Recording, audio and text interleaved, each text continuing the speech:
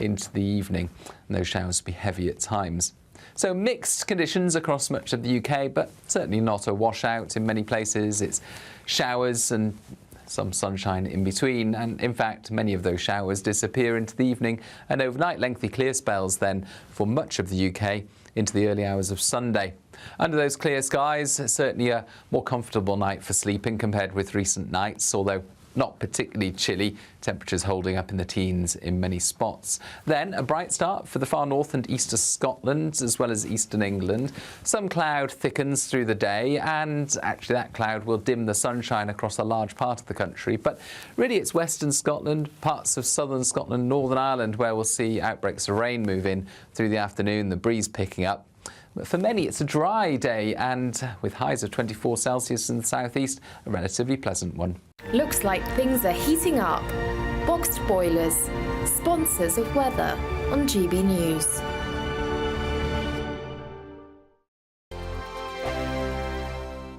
We could be calling you with the news that you've won our latest Great British giveaway, an incredible £30,000 in tax-free cash. David from Kent was our last big winner. Listen to what he had to say about getting that winning call. Hi, I'm David from Kent, and I won £15,000, and it couldn't have come at a better time. I was gobsmacked. What have you got to lose for what it costs? In fact, I've done it again this week, so I'd recommend it to anybody. For another chance to win £30,000 in tax-free cash, text CASH to 63232. Text costs £2 plus one standard network rate message. You can enter online at gbnews.com/win. Entries cost £2, or post your name and number to GB07 PO Box 8690 Derby DE1 9TT. UK only. Entrance must be 18 or over. Lines close at 5 p.m. on the 30th of August. Please check the closing time if listening or watching on demand. Good luck. This is GB News, Britain's news channel. I'm joined now by Stefan Kyriasis to give us the latest on everything theatre. So, yeah, we're going in first with Starlight Express, which is back. It's not in the West End. It's out at Wembley at the Troubadour Theatre, which is a big, almost kind of warehouse space, which suits because, as you know, have you seen the show? Starlight Express was my first ever musical. I must have been about 7 or 8 years old. I only saw it once, but I remember it being magical. Well, this one, it's 1984 it started, and it's still running in Bochum in Germany in a huge arena. So basically what we've got, they've slightly tweaked it, and there's a little boy or little girl, depending on the cast, going to bed, obsessed with toy trains and dreaming of trains. Everybody is dressed up.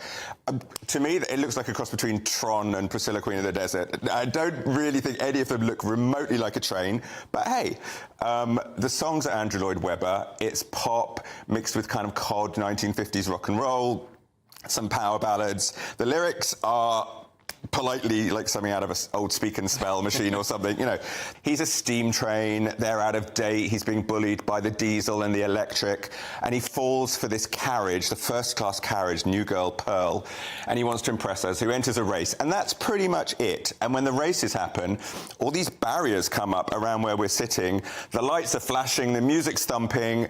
It's utterly ridiculous, and I felt like a kind of teenager that was huffing sherbet dib-dabs off a giant block of sugar. It's so much fun, and the really crucial thing about it all is that somehow, in the middle of all of that, I just felt myself getting into the story. And when Pearl and Rusty have their little duet, I was very moved, and there's this big starlight sequence, which is the inspiration, the magical starlight that he's seeking. It's beautiful. GB News, the People's Channel.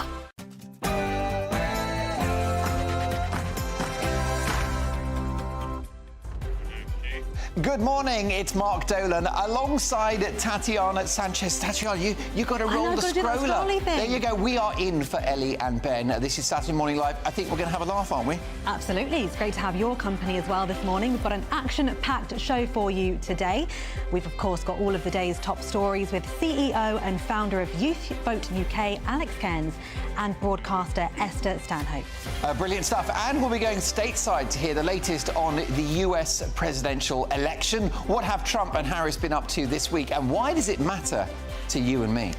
And we'll meet this week's greatest Briton, the 13-year-old boy who cycled the 96-mile West Highland Way in just 25 hours for charity. Brilliant stuff. And we will sit down with former world record holder and two-time Olympic medalist Fatima Whitbread. We'll be finding out about her amazing career and get her expert predictions on this year's games. And what does she think of that controversial boxing row? Also...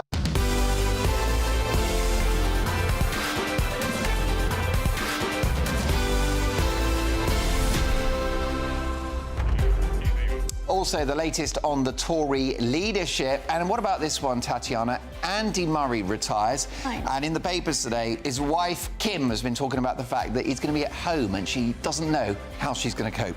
Yeah, what will she do? Yeah, will well, she that's get sick it. Of him, will she He not? might do some of the ironing, but I know she'll drive him mad. Ask Mrs. Dolan. And don't forget, we want to hear from you. We would love to hear what you think. Send your views and post your comments. Head to gbnews.com/your say. But before we do anything else, Ray Addison has all of the latest headlines.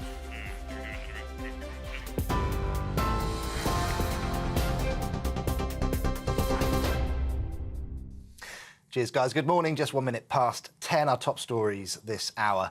8 people were arrested and 3 police officers hospitalised last night following rioting in Sunderland city centre. Videos posted on social media showed a fire at a former police office in the city centre, while a mosque was also targeted. Vehicles were overturned and set on fire as rioters clashed with officers. Police in riot gear came under attack as protesters set off fire extinguishers and threw rocks and bottles. Anti-Islamic chants were also heard as mounted police tried to keep the peace. Northumbria police say arrests were made for offences including violent disorder and burglary. Former police officer Oliver Lawrence told us these protests distract from the victims. Troubling scenes overnight, and obviously police bracing themselves for what could be a very busy rest of the summer and equally a very busy weekend with protests and rallies planned right across the country. And obviously we do say this violence is totally uncalled for, detracts from the real need to support families who are grieving at the moment. But there is a real challenge here for government to really overcome these issues, bring communities back together. Well, dozens more protests are expected to take place this weekend in the wake of the Southport stabbings. Campaign group Hope Not Hate says more than 30 are planned across the country over the next 2 days. It's understood an extra 70 prosecutors are on standby to charge those who do cause violent disorder. A joint statement by Muslim, Christian and Jewish religious leaders has accused some of using the attack to spread Islamophobia. Chris Phillips, former head of the National Counter-Terrorism Security Office, told us the police face a real challenge. I think we're in for certainly a week now of difficulties for policing. Our city centres are a bit of a tinder box, and I think it could all go very badly wrong unless the police do deal with it really effectively. The protests have been linked to the Southport knife attack, where 3 young girls were killed at a dance class on Monday. Last night, Downing Street joined with other landmarks across the country, lighting up pink in memory of 7-year-old Elsie Dot Stankham, 6-year-old BB King and 9-year-old Alice De Silva Aguirre. 8 other children were injured, along with 2 adults. 2 people have been charged following an investigation into offences under the National Security Act. 22-year-old Jakeem Barrington Rose of Croydon and 19-year-old Jay Ugunis Asmina of Wandsworth have both been charged with aggravated arson. Rose was also charged with possession of an offensive weapon. They're due to appear at Westminster Magistrates Court today. Police have launched a murder investigation following a fatal stabbing in Norwich. Officers were called to Paragon Place last night, where a man was pronounced dead at the scene. Norfolk Constabulary believe it's an isolated incident with no wider risk to the public. They're appealing to anyone who may have witnessed the events to get in touch. Now, Donald Trump has agreed to debate Vice President Kamala Harris. He accepted an offer from Fox News for a televised face-off on September 4th. It's not yet known if the presumptive Democratic nominee will agree to take part, although she's previously indicated that she is ready. Trump says the debate will feature a full arena audience. Errol Moorcoach, spokesman for Republicans overseas, told us Trump is annoyed and starting to call the shots. He agreed to do 2 debates with President Biden, but unfortunately, President Biden didn't have the ability to go the full length of the distance. And Donald Trump feels a little bit cheated that he spent all of this money in campaigning against somebody who is obviously a zombie candidate. In addition to that, he's got a current litigation with George Stephanopoulos and ABC. And so he no longer feels that since the terms have changed that he should have to do the debate there. And it looks like, as of this morning, per his own messages on Truth Social, that there will be a debate. It will be in Pennsylvania, and it will be 2 days before early voting starts. That's going to be a banger. Right, those are the latest GB News headlines for now. I'm Ray Addison. More in around an hour's time. For the very latest GB News direct to your smartphone, sign up to News Alerts by scanning the QR code or go to gbnews.com/alerts.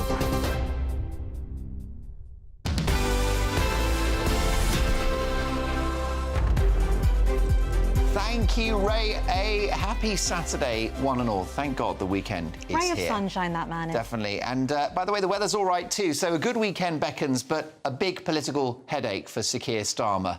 Another night of serious violence on the streets as protesters attack a police station, set a car on fire and surround a mosque in Sunderland. Well, police have described the incident as criminal thuggery, with 8 people being arrested and 3 police officers hospitalised overnight. That's as the Prime Minister warned protesters they would face the full force of the law in a bid to crack down on the violence. Joining us now live from Whitehall is GB News' reporter Adam Cherry. Adam, a big test for the Prime Minister. He doesn't want a summer of violence and of chaos on the streets. Yeah, that's right, Mark. The honeymoon period is well and truly over, isn't it?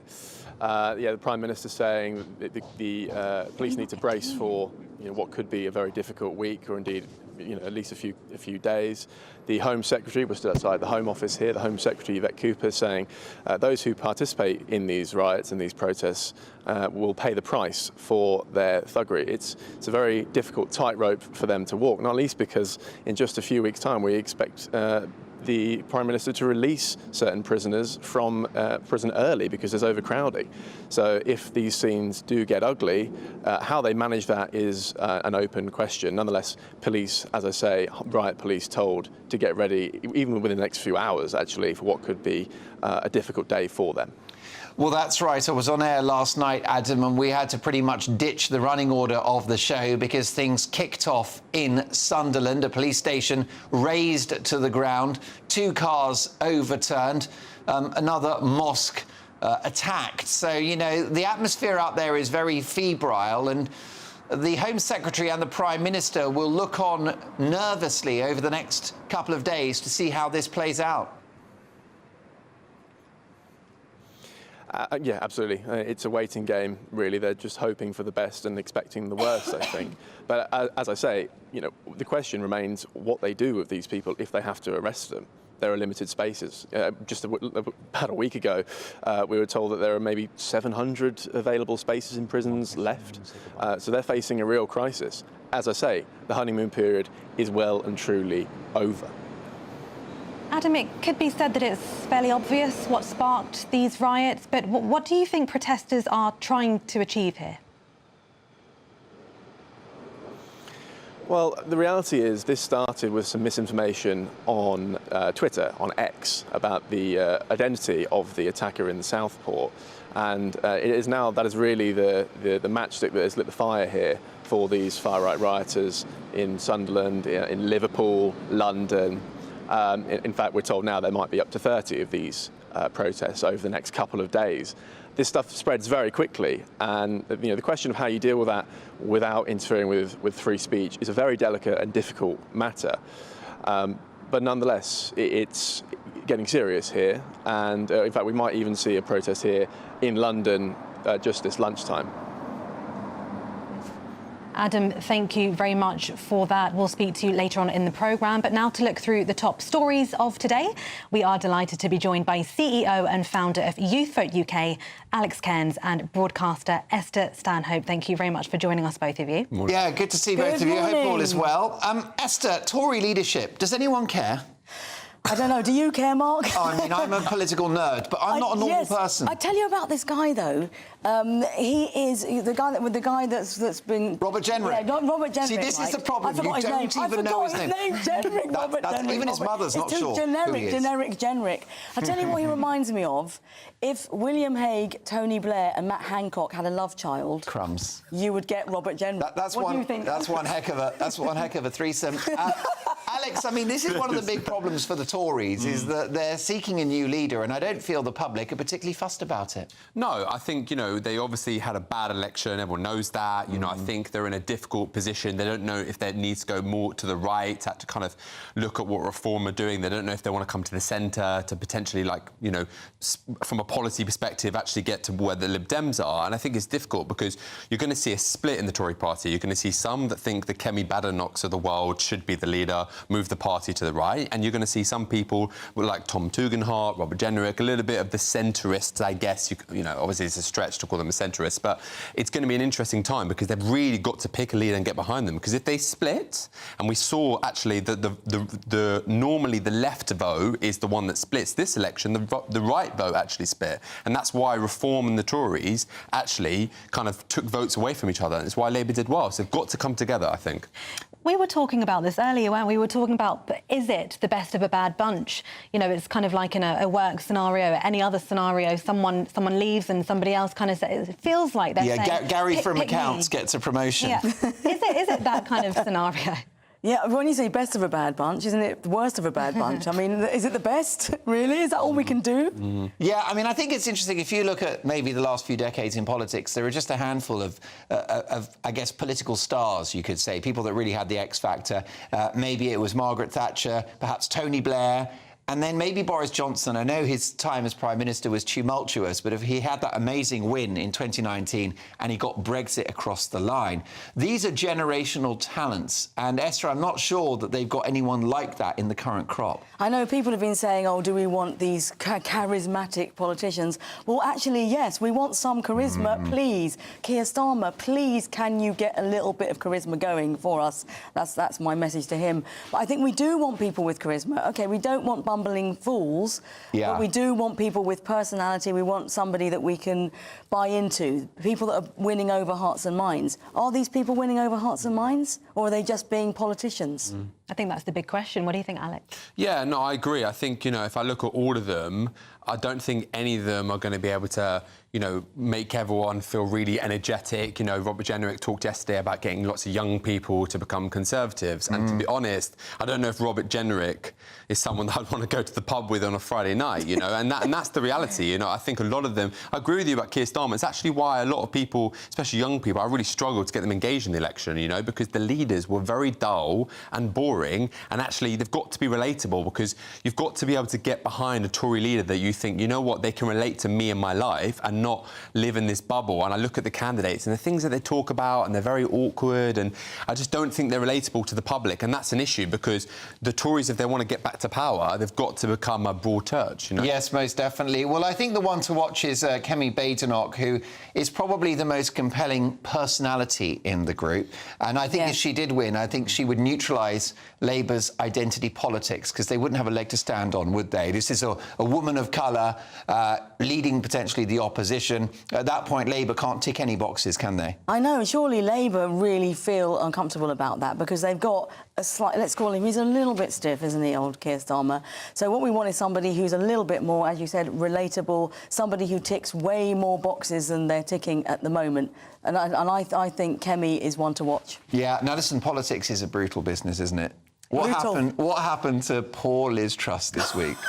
She didn't get recognised by, I think it was an ITV reporter, wasn't it? Yes, it was someone in the industry who ought to know who she was. But that's the point about politics, isn't it? You're the cock of the walk, and then bang, no one cares. What does it say about politics, eh? And how could she not get recognised? She had a lettuce. A lettuce? She had a lettuce. Well, she had a letter sort of, representing her career, which has withered on the line.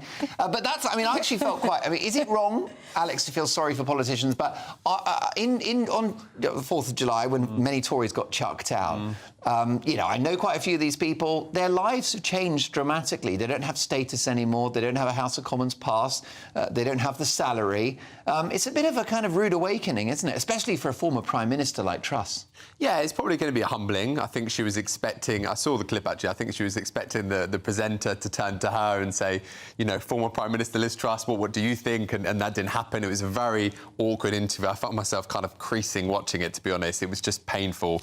But I think Liz Truss, the reality is, I laugh because actually her time in office was really, really poor. And now, she's constantly on podcasts talking about this conspiracy that the Bank of England and all these people were trying to get rid of her. And from the start, they didn't like what she was talking about. The reality is she went too far, too fast. They cut the 45% rate.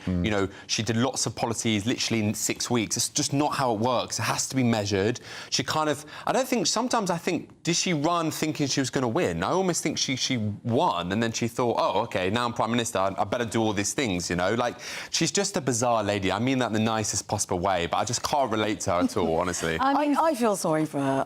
Come on. She was the Prime Minister and she's not recognised. But why isn't she recognised? Because she is a little bit kind of ordinary looking and sounding. She was hiding behind a big pair of sunglasses as well. Well, there you go. I'm unrecognisable. I go around, I keep the sunglasses on when I'm in Tesco because otherwise it's just a stampede. Do you know what I mean? Speaking of Tesco, gets awkward. To go back to the lettuce thing. Yeah, wilted. Yes, she got outlasted by a lettuce, didn't she? So some might say that she's not as recognisable perhaps among younger people. Maybe, because she wasn't really in power for that long anyway. 44 days. She didn't get a fair crack of the whip. Now, Esther, can we talk about Andy Murray? Because Andy Murray has retired, which is great news. And in the papers today, his lovely wife, Kim, said, this is good, I'm glad he's retired, because he can do some childcare now and a bit of housework. But you know all about relationships. Yes. This is going to be an adjustment for them, isn't it? Absolutely. And as a father and a husband as well, Mark, that when you are at home, you are actually a big pain in the... Because you are kind of wired and you want to be doing stuff. And Andy Murray's like goal-driven. Can you imagine? He's going to be like, I'm going to make chili con carne. I'm going to make chili like this and this. And, he's going to be like so focused and he's going to have so much energy. I would be terrified to live in the same house as Andy Murray. I know he kind of comes across as quite laid back, He's a bit of a Sean Connery. But actually, these people are driven, and that's not going to stop just because he's retired, right? OK, when you've got a driven parent and the parent is at home, they're a nightmare. Yeah. So he needs to be seriously occupied. We've got to think of some hobbies. So maybe people could write in with some hobbies for Andy Murray. Well, exactly. What could he do? Occupied, because he's going to be on fire with his kids. Come on, come on. Yeah. But I think it's difficult because, to be fair, he's been competing at the top level. He's been training. He's been travelling the world. Overnight, he stops, And actually, it's not just, sporting athletes. We see anyone that retires, Some of my older family that retire, they go nuts within the first kind of few months. And some of them even go back to work or have to do something. And for him, how old is he? He's late 30s. I would say so, yeah. So he's got... He's at the prime of his life. Yeah, and actually, it's difficult. But I think what he'll do, I think he'll go into commentating. I think he'll get into coaching. I think he's going to have to, because I think it's been really tough for him. I really feel for him. He's one of my, sporting heroes. And after 2017 and, his back problems and, all of his medical problems, he really, I think, competed in a tough era. People forget how difficult it was. He got to 11 Grand Slam finals in an era with Roger, Rafa and Novak. I mean, three arguably the best tennis players ever. And actually, he managed to compete. And I think just as he was at his prime, he became injured. Yeah. And that's really going to cut deep within him. And now he's having to retire, where after the last few years, he hasn't really achieved anything. Yeah, you see with footballers, they sometimes turn to drink or God knows what else when they retire. Oh, yeah.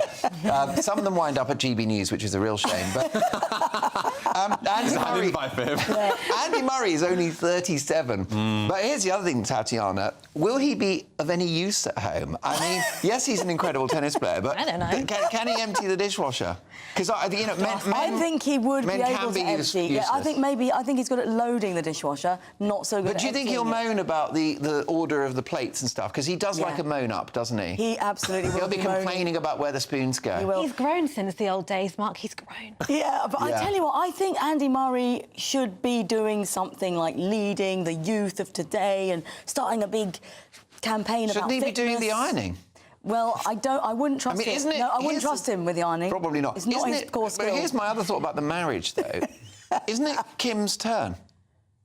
What, to have her career? For her to be the most important person in the house. I think she's quite into her art and painting and things like that. So isn't it time for him to stay at home, you know, feed the kids and all that, empty the dishwasher, and let her career be the most important? Although I doubt he'll do that. He'll have so much other stuff to do. Punditry. Maybe he'll join his mum. She has a tennis academy. He'll maybe do more with that. I think he'll have so much. But when does she get a break then? But well, actually, I remember there's a documentary about both of them have a hotel in Scotland. Actually, I think they're co-run and I think they refurbished it. Yeah. To be fair, you know, Kim, you know, not just the hotel, but I'm sure she'll have other business ventures. You're right. I think it's the right thing to do. Clearly, you know, Andy Murray has had to be out the house. You know, probably she's had to look after the kids. I think anyone that's at the top of their game when they retire, I think the only fair thing to do is to, as you say, maybe take a step back and support your wife. Yeah, that's it. She'll send him to the hotel. Oh, yeah, that's not a bad idea, is it? By the way, wouldn't it be nice to live in a hotel? Imagine that. Just choose your favourite room. OK, Alex and Esther will catch up with you later in the show. Still to come, we will meet this week's Greatest Briton. But next, we'll be delving into the Olympic boxing controversy with Duke McKenzie as a new development is coming in from the United Nations this Saturday morning live on GBNews, Britain's news channel.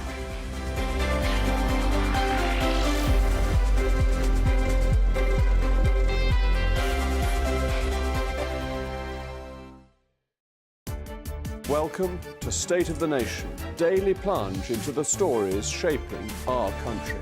I'm Jacob Rees-Mogg, and Monday to Thursday we bring you the insights, the facts, the truth about how our country is being governed. Because what happens in Downing Street matters down your street. Tune in to State of the Nation every Monday to Thursday, 8 to 9 o'clock.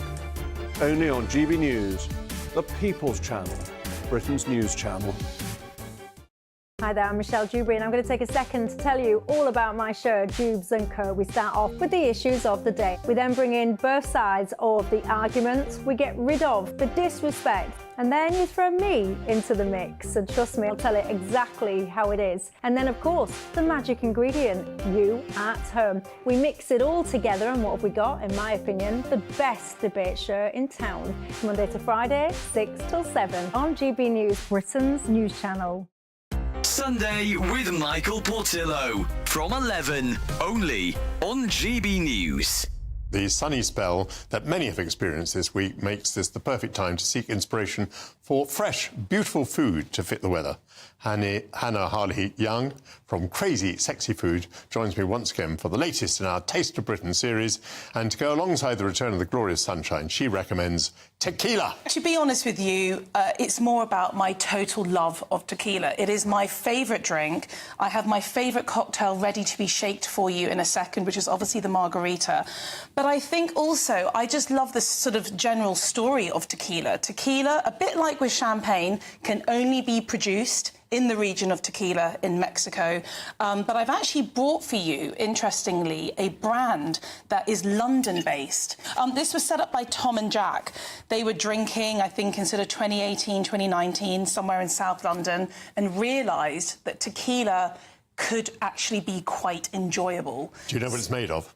It is. It's made from the blue agave plant. Now, 300 million of these plants are harvested every year. It takes between 8 to 12 years to harvest. Their tequila is made to be drank with tonic, which is not your usual accompaniment with tequila. Usually it's lime, it's a margarita. With a Blanco tequila, the idea is that the process is that once it's distilled, that is the end, it's bottled and it's sold. This is the Reposado. I haven't actually opened that, but if you do want to have a smell, you can open it. But the idea behind this is that it's been rested, so it's rested in oak barrels. I actually love people's behaviour behind tequila now.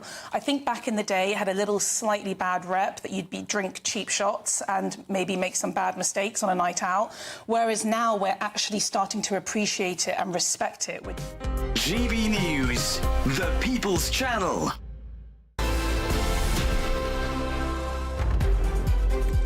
Welcome back. Now, very strong views about the riots that we've seen in this country over the last few days. This from Michael, who is a GB News member, who says, as far as I'm concerned, these riots are little to do with those poor little girls and more to do with the fact that the population has had enough of the political class. We've been lied to about the massive influx of undocumented young males invading our country and being looked after better than the indigenous population. I think that's the point about the riots, is that we have to have a grown-up conversation, Tatiana, about why they've happened. Clearly, it's appalling, it's reprehensible, it's a disgrace. But if there is conflict in society, you need to understand why. It feels perhaps there was some frustration simmering for a while. Yeah. And this was almost, you know, what happened in Southport, sadly, was almost something that could have sparked this, and in fact, most probably did. And now it feels like we're dealing with what was festering and simmering for a long time. Most definitely. OK.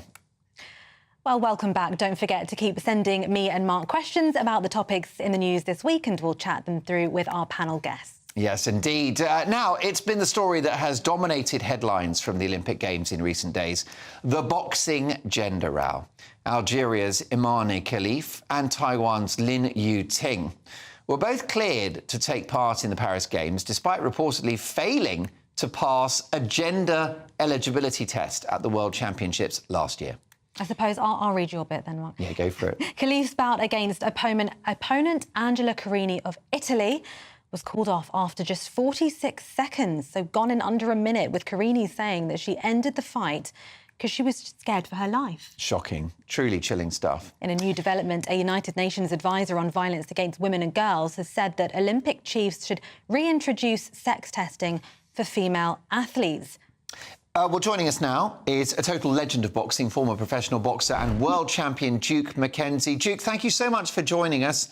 What is your reaction to that fight, that very short-lived fight, in which an Italian female boxer had to face somebody that certainly has the physical characteristics of a biological male, of a man?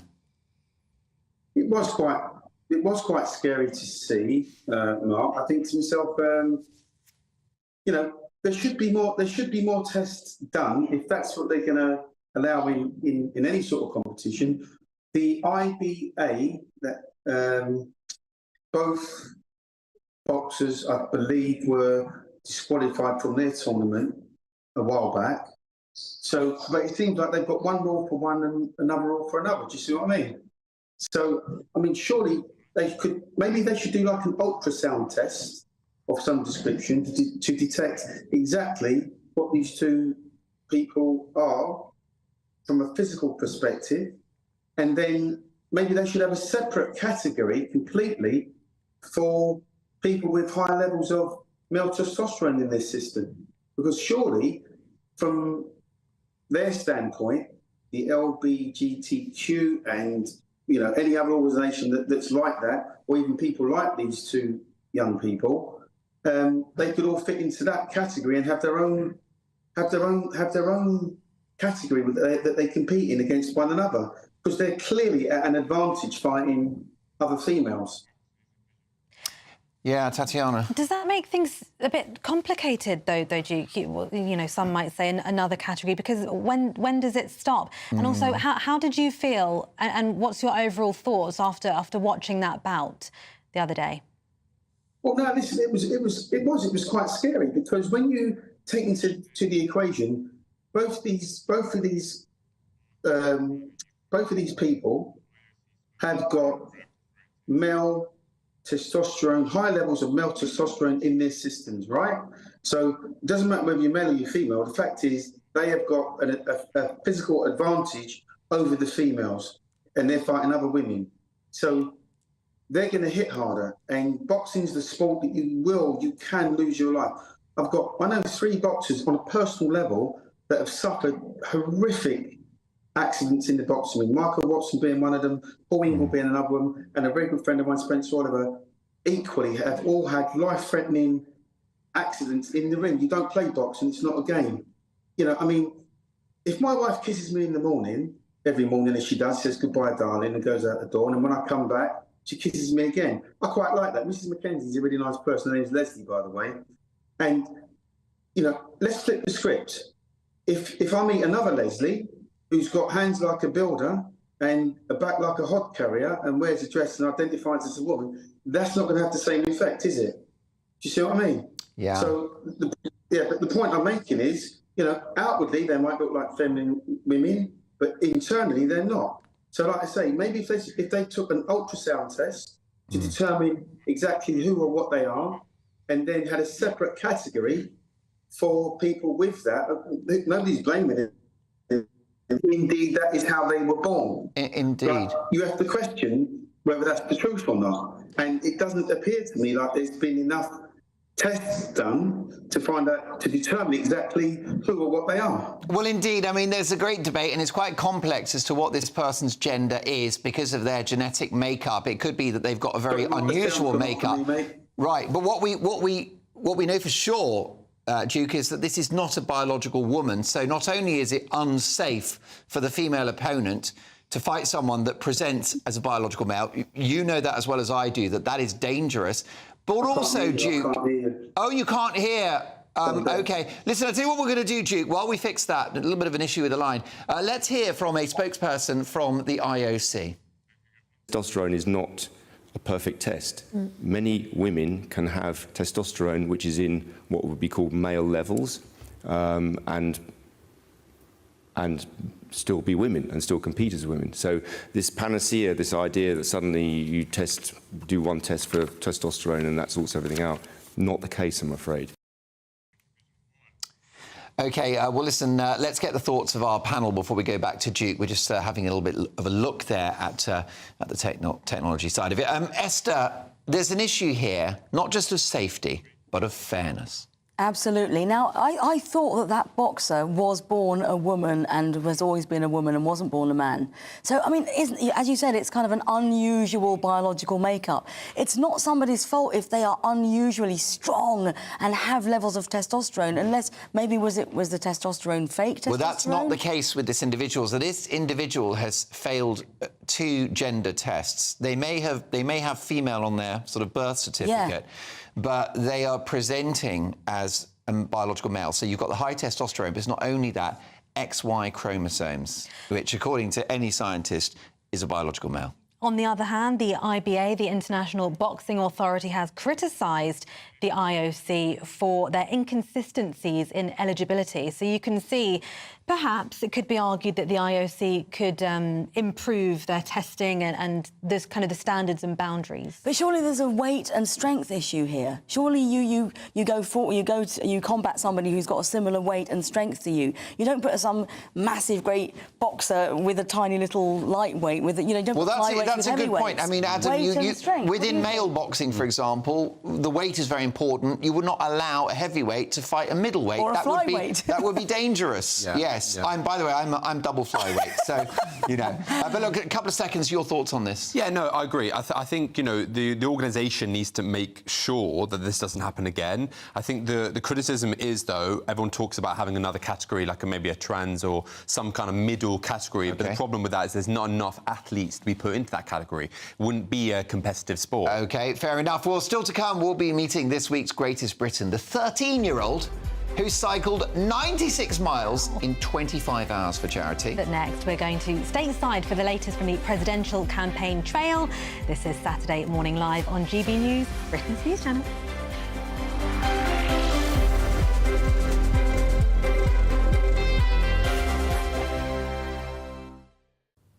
Hello, a very good morning to you and welcome to the latest forecast from the Met Office for GB News. Following the short-lived hot spell that much, if not all, of the UK experienced through the week, a fresher feel this weekend with some showers around, especially for Western Scotland and Northern Ireland, but also by the afternoon across parts of East Anglia and the South East.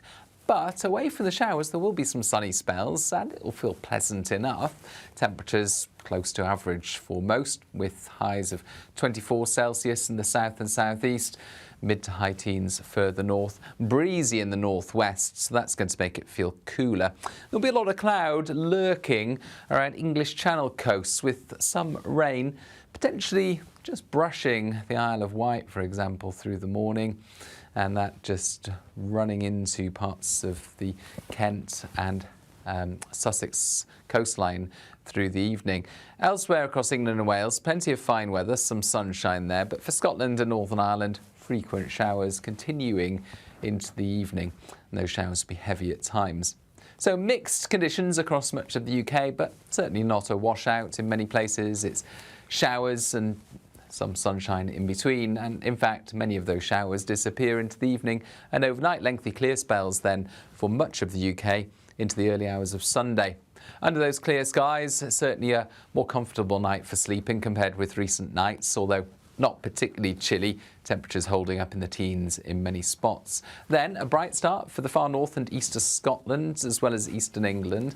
Some cloud thickens through the day, and actually that cloud will dim the sunshine across a large part of the country. But really it's western Scotland, parts of southern Scotland, Northern Ireland, where we'll see outbreaks of rain move in through the afternoon, the breeze picking up. But for many, it's a dry day, and with highs of 24 Celsius in the southeast, a relatively pleasant one. Are the newspapers getting you down? My wife didn't divorce me that month. Struggling to separate the wheat from the chaff? I know that it's a bit of a circus at the best of times. Well, don't worry. Headliners has got you covered. We'll take the burden of reading the day's news, and if we get depressed, who cares? It's an occupational hazard, frankly. That's Headliners on GB News from 11 p.m. till midnight, and the following morning, 5 till 6 a.m. on GB News, the comedy channel. Nah, just kidding. Britain's news channel. I'm Patrick Christie's. Every weeknight from 9, I bring you 2 hours of unmissable, explosive debate and headline-grabbing interviews. What impact has that had? We got death threats and the bomb threat and so on. As time passes, She could have saved Storm. you made my argument for me. My guest and I tackle the issues that really matter with a sharp take on every story. Went everywhere. Something practical could be done. Or I can become something different. Patrick Christie's tonight from 9 p.m. only on GB News, Britain's news channel.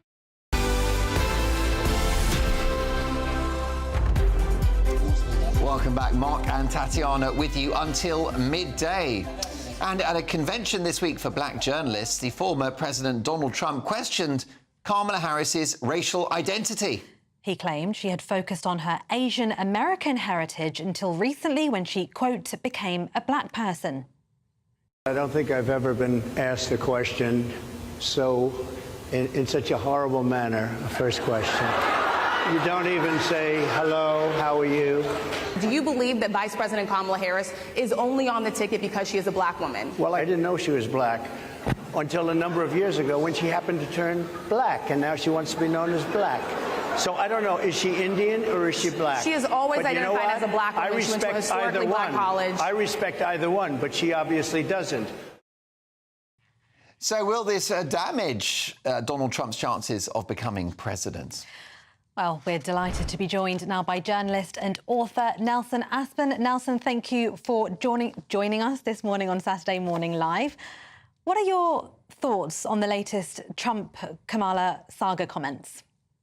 Thanks for having me, guys. It's good to be with you. And former President Trump continues to prove himself the ultimate reality star with this kind of presentation. And while it's created a lot of internal division within the National Association of Black Journalists, that was the group that was hosting the appearance, and now it's resulted in chaotic internal division within that group. But he was playing to his base. This was sort of vintage Donald Trump, and he plays directly to his base. I don't think he's won over any new voters, but the folks that are committed to Donald Trump, they take that like raw meat being thrown down into the gladiator pit, guys. Indeed, although, Nelson, has Kamala Harris sent mixed messages about her heritage over the years? She waffles on a lot of different issues. What surprised me was that Donald Trump restrained himself as much as he did, because we all remember from the last time he was dealing with a presidential campaign, and he called one of his rivals Pocahontas. I mean, it became quite a controversy then. So he still continues, while playing to his base, as I mentioned, he's still showing in this campaign more of a statesman's-like side to himself, a little bit more restraint than we're used to seeing. Do you think perhaps his choice of comments and his choice of words has anything to do with maybe his popularity among blacks and Latinos. I'm Latina, and I won't say, you know, my views on it specifically, but I do speak to a lot of Latinos, and, you know, and my community and the Latin community. Do you think it has anything to do with that and him trying to level that playing field? Well, yeah, because that's right. It's an interesting question from Tatiana. His popularity among African Americans and Latinos is growing, isn't it, Nelson? That's right, and this race now is really neck and neck. I mean, it can be within a polling point or two apart. And what's going to happen? And the news broke overnight that Trump has proposed a debate with Kamala Harris on September 4th. Originally, he was going to debate Biden on September 10th. But when Biden was out and Kamala was in, he said, hang on, I'm not going to do that until she's officially the delegate. And while Kamala now has enough delegate votes to become the official nominee, she hasn't gotten it legally. So soon they will anoint her fully to be the nominee. But so we are waiting for her to agree to Trump's proposal of a September 4th debate. And then we'll see if they'll continue to be neck and neck. Indeed. Briefly, Nelson, it's my view that Harris has been a disastrous vice president, signing off a lot of bad policies on the part of Joe Biden, particularly economic policies that have led to inflation, an open border in the South, which has seen over 10 million illegal immigrants enter America since 2020, plus the wokery in US public life. So I don't think she's been a great vice president, but the media in America are characterizing her as the second coming. She is riding a huge wave of popularity at the moment, and I think in large part it's due to the fact that she's younger, and we've been so desperate for a new generation of leadership. And we will see if they can continue to keep up her momentum as she is moments away from announcing her choice for a vice presidential running mate. And that's going to also, as you say, you want to use the term woke, I think that will play into that factor as well. Nelson, what a treat to have you on the show. We'll catch up soon. Thanks. Well, imagine having £30,000 extra in your bank to play with this year. It could be yours in our latest Great British Giveaway, as we are giving away our biggest cash prize so far this summer. So do you want to be our next big winner? Here's how you could do it. Don't miss out on your chance to win a whopping £30,000 in tax-free cash to spend however you like. It's extra cash that could really make a difference to your coming year. You could find yourself on that holiday you've always wanted to take, buy that treat that always seemed out of reach, or just send some of those day-to-day financial stresses packing. £30,000 could be yours. For another chance to win £30,000 in tax-free cash, text CASH to 63232. Text costs £2 plus one standard network rate message. You can enter online at gbnews.com/win. Entries cost £2. Or post your name and number to GB07, PO Box 8690, Derby DE1 9TT. UK only. Entrance must be 18 or over. Lines close at 5 p.m. on the 30th of August. Please check the closing time if listening or watching on demand. Good luck. Yes, good luck. Mark's just had to reassure me to read the words that are in front of me. You don't need a script, by the way. You're better off script. No, you quite like Donald Trump, don't you? And still to come, we'll be meeting this week's greatest Briton, who cycled 96 miles along the West Highland Way. See, I'm getting stumbly now. In just 25 hours for charity. This is Saturday Morning Live on GB News, Britain's news channel.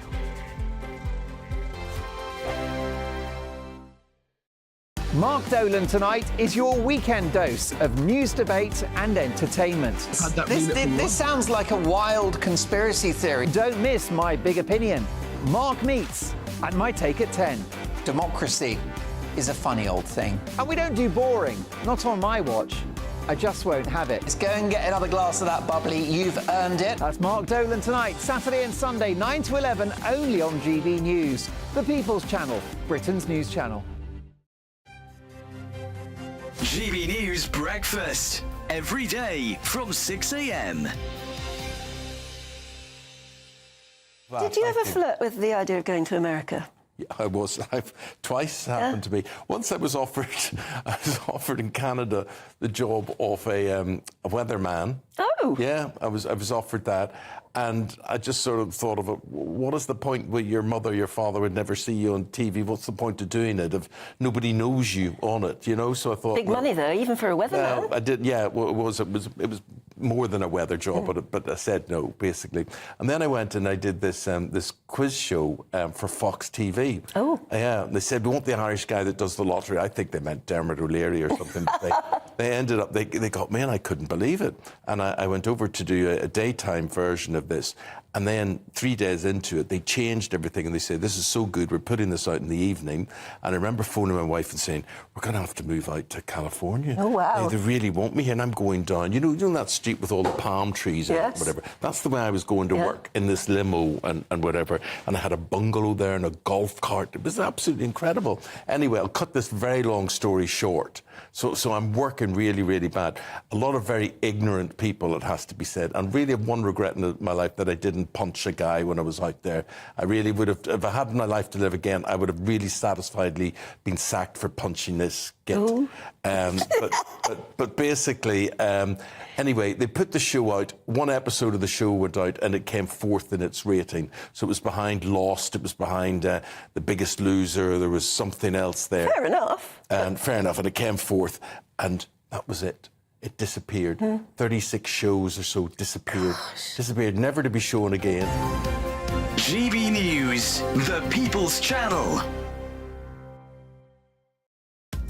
Are the newspapers getting you down? My wife didn't divorce me that month. Struggling to separate the wheat from the chaff? I know that it's a bit of a circus at the best of times. Well, don't worry, Headliners has got you covered. We'll take the burden of reading the day's news, and if we get depressed, who cares? It's an occupational hazard, frankly. That's Headliners on GB News from 11 p.m. till midnight, and the following morning, 5 till 6 a.m. on GB News, the comedy channel. Nah, just kidding. Britain's news channel.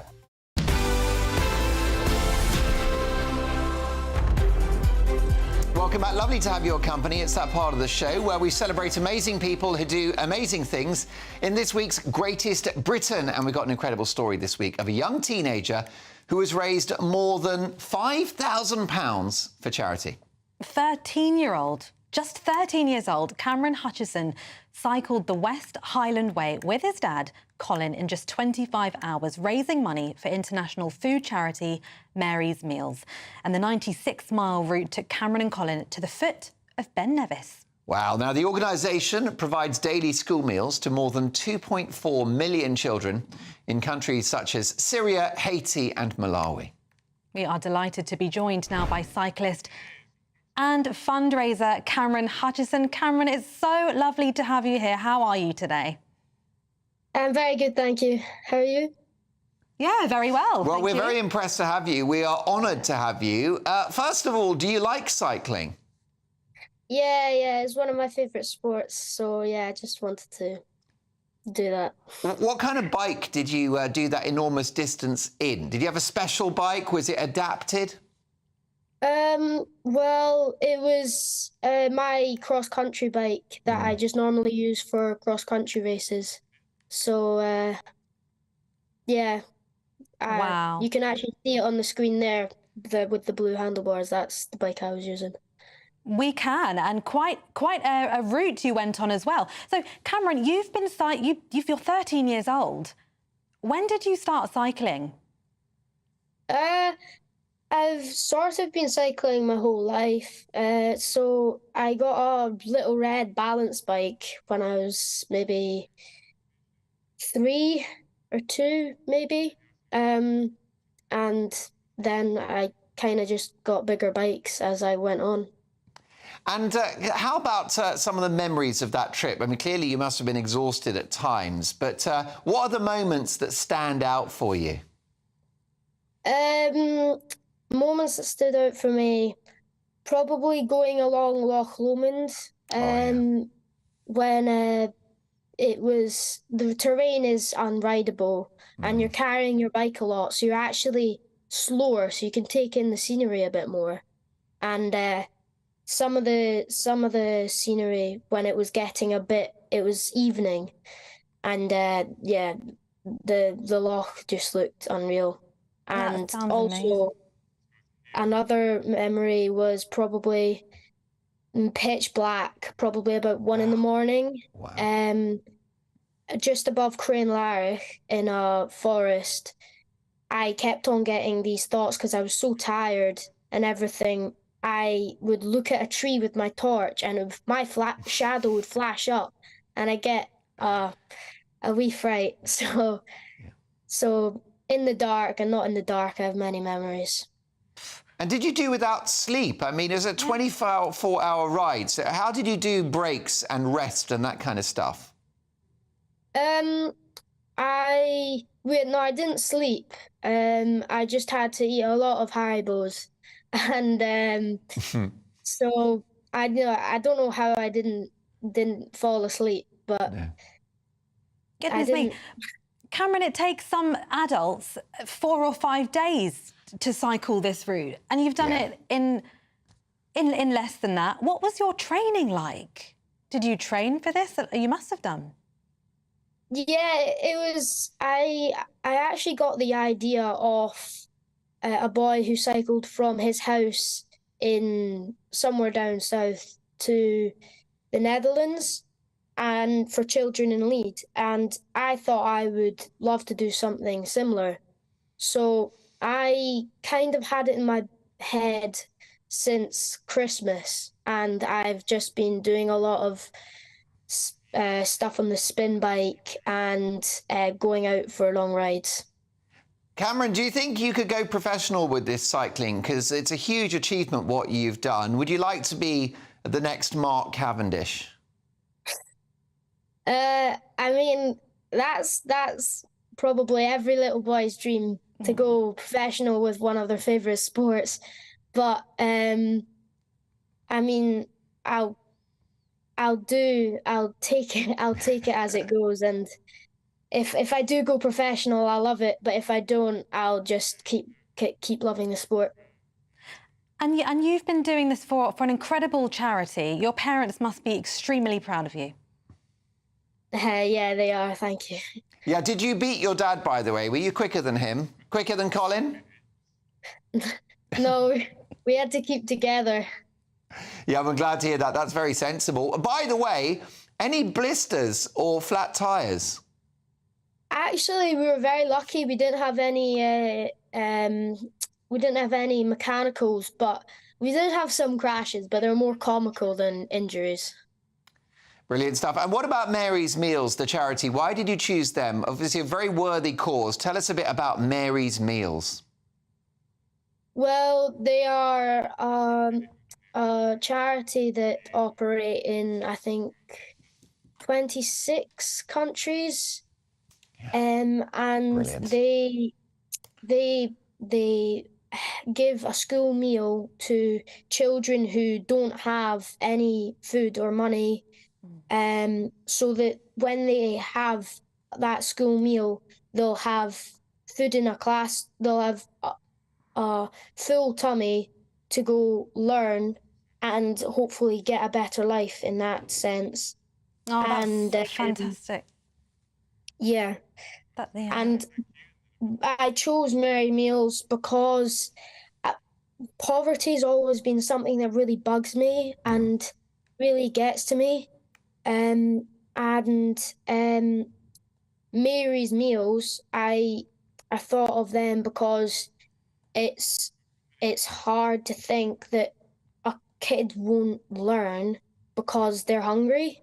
Yeah. So that's why I chose Mary's Meals. Well, Cameron, you might be the next Mark Cavendish. You might also be a future Prime Minister, because you're talking a lot of sense about the state of the world. Certainly a hero in our eyes. Yeah, definitely. More power to you, Cameron. Well done to you and Dad Colin as well. A brilliant cause and a massive achievement. Yeah. I hope our paths cross again. There you go. Cyclist and fundraiser.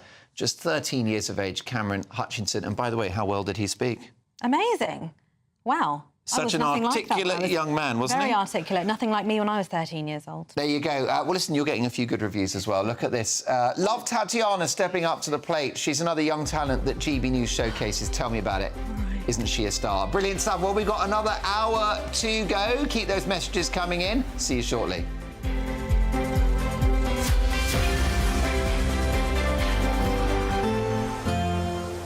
Looks like things are heating up. Boxed boilers, sponsors of weather on GB News. Hello there, welcome to your GB News weather for Saturday afternoon. It's generally brightening up over the course of the afternoon, some sunny spells, but the risk of showers too. And as we move through the second half of the weekend into the beginning of next week, a deep area of low pressure will bring outbreaks of heavy rain, strong winds to the northwest of the UK. But for the rest of Saturday, largely dry across England and Wales. There'll be some sunny spells. This weather front could give some patchy rain across eastern and southeastern parts of England through the afternoon, but most places dry. Showers across Northern Ireland and Scotland. Cooler than recent days, generally the high teens to low 20s, highs around 24 Celsius.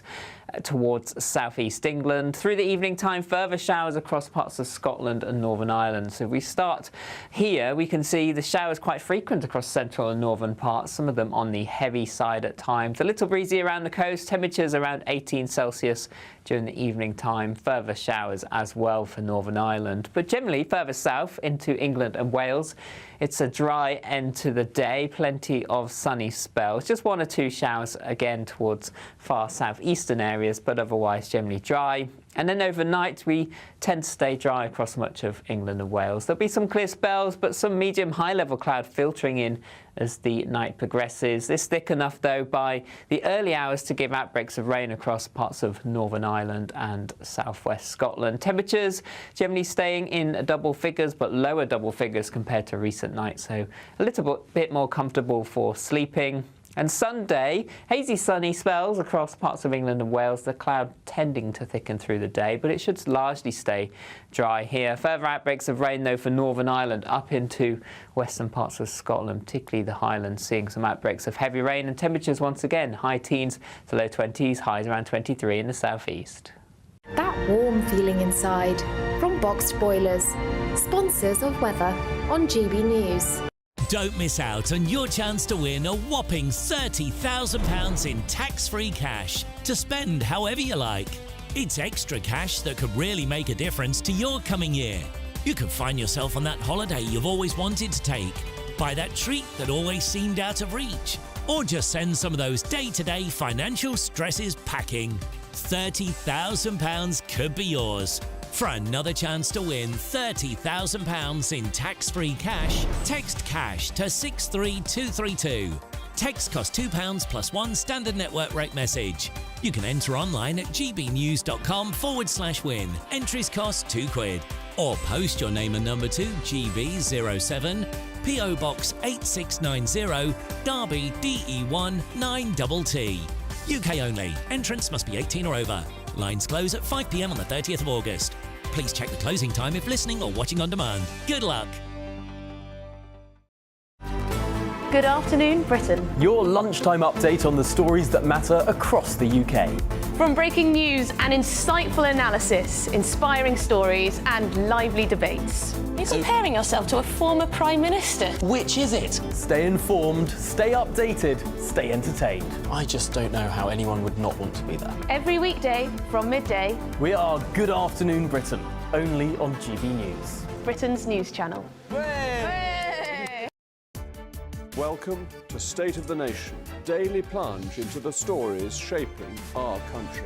I'm Jacob Rees-Mogg, and Monday to Thursday we bring you the insights, the facts, the truth about how our country is being governed. Because what happens in Downing Street matters down your street. Tune in to State of the Nation every Monday to Thursday, 8 to 9 o'clock. Only on GB News, the People's Channel, Britain's news channel. Hi there, I'm Michelle Dewberry, and I'm going to take a second to tell you all about my show, Dubes & Co. We start off with the issues of the day. We then bring in both sides of the argument. We get rid of the disrespect, and then you throw me into the mix. And trust me, I'll tell it exactly how it is. And then, of course, the magic ingredient, you at home. We mix it all together, and what have we got? In my opinion, the best debate show in town. Monday to Friday, 6 till 7 on GB News, Britain's news channel. Join me, Camilla Tominey, for a frank and honest discussion with those in power that cuts through the spin and gets to the heart of the issues shaping our nation. You haven't confirmed that you want to stand as leader, but you haven't ruled it out either. This report basically says that he's not fit to stand trial. Is he indecisive? Incompetent? I deliver the dose of reality Westminster needs. That's the Camilla Tominey Show at 9:30 every Sunday on GB News, the People's Channel, Britain's news channel.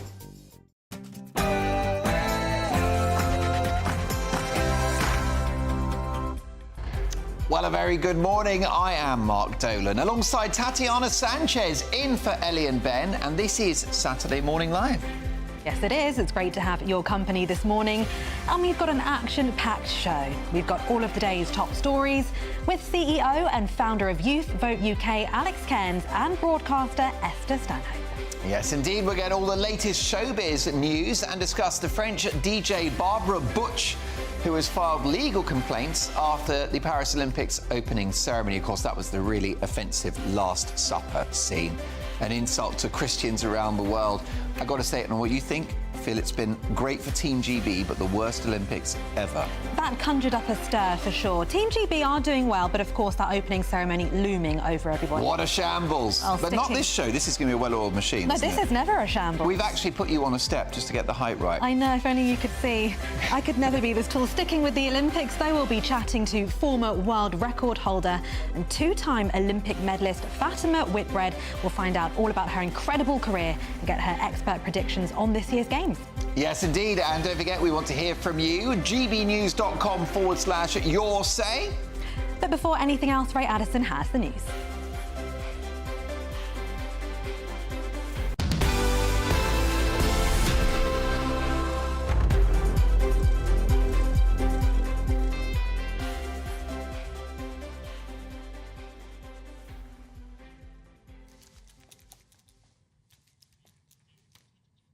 OK, we're having a little bit of a technical issue at the moment, but let me tell you that there are so many big stories that we're going to talk about in today's show. We talked about the Tory leadership earlier, Trump in America, but really, Tatiana, the only story in town at the moment is concerns about the trouble that we've seen across various cities in this country in the last few days, in the aftermath of that tragedy on Monday with the murder of three young children. And, you know, it seems to be that the Prime Minister is facing his biggest political test. Yes, and there are lots of people who have got their reservations about what the Prime Minister's doing about this and what the police are doing about this. I mean, there are, all, of course, two sides of a story. It isn't necessarily the police force in Sunderland or Leeds or wherever it may be. You know, they're not at fault for what's happened, but I think there's a simmering underlying frustration among the people, don't you think? Definitely. The bottom line is the cops have got a job to do, and any violence against them is completely unacceptable. A riot is not a protest. OK, well, look, another night of serious violence on the streets as protesters attack a police office, setting a car on fire and surrounding a mosque in Sunderland. Yes, police have described the incident as criminal thuggery, with 8 people being arrested and 3 police officers hospitalised. Well, that is as the Prime Minister warned protesters that they would face the full force of the law in a bid to crack down on the violence. Well, later today, there's going to be a vigil in Liverpool to remember the Southport victims. And joining us live now from Liverpool is GB News reporter Anna Riley. Anna, thank you for joining us. What is the latest?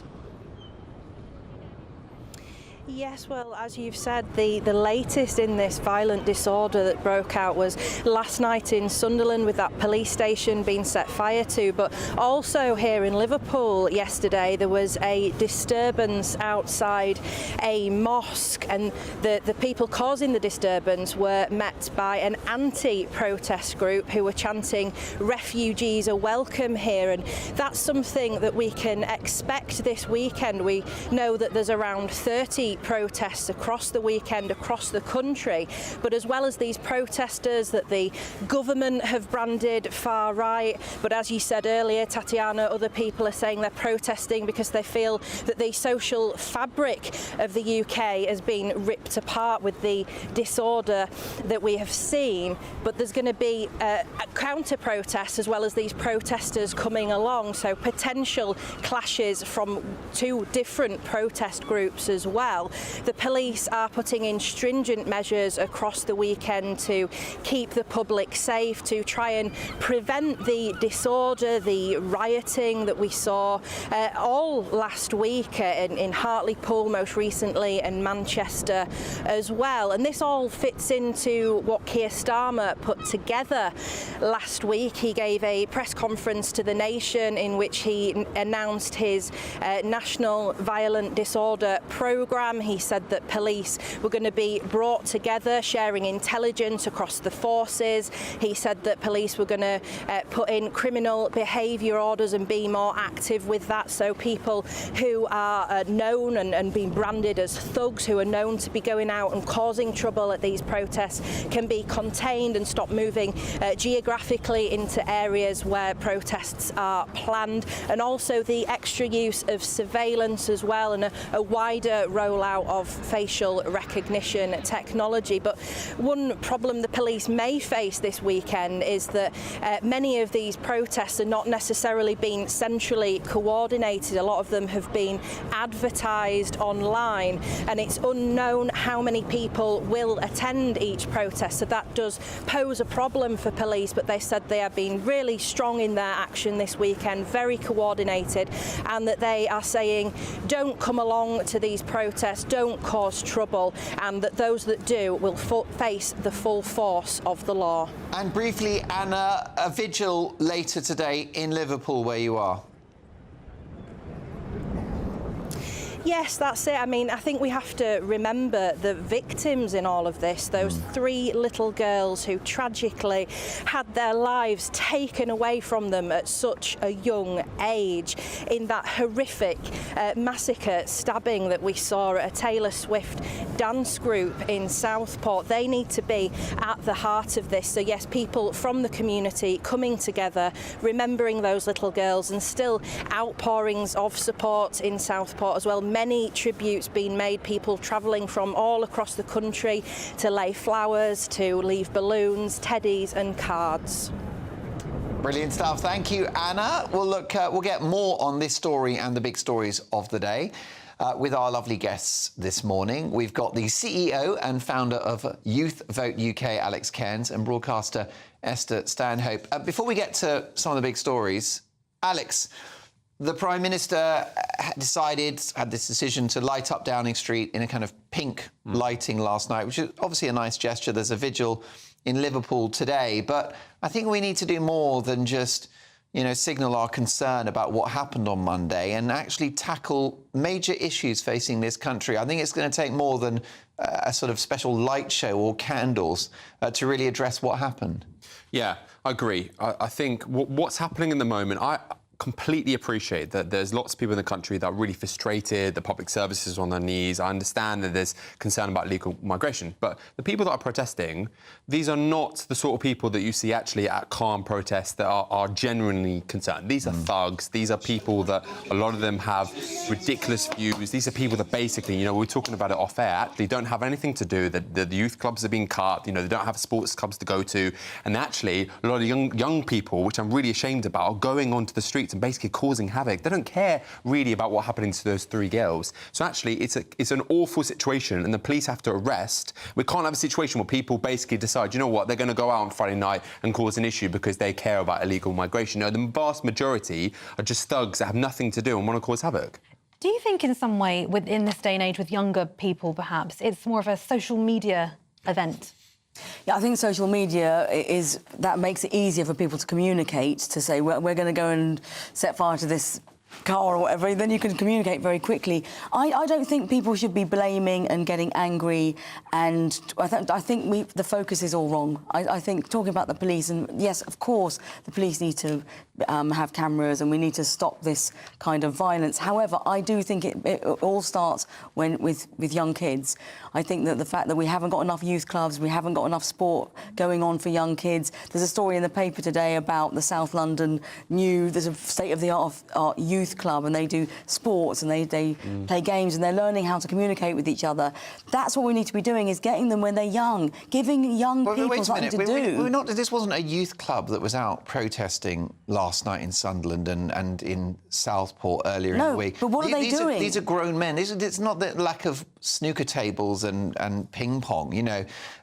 There are obviously these horrible thugs, these agitators, far-right, reprehensible, disgusting people. But there are millions of people in this country, and plenty of people watching this show and listening to it, who are genuinely concerned about illegal immigration. They're angry that thousands of people enter the country illegally. I think they should be angry.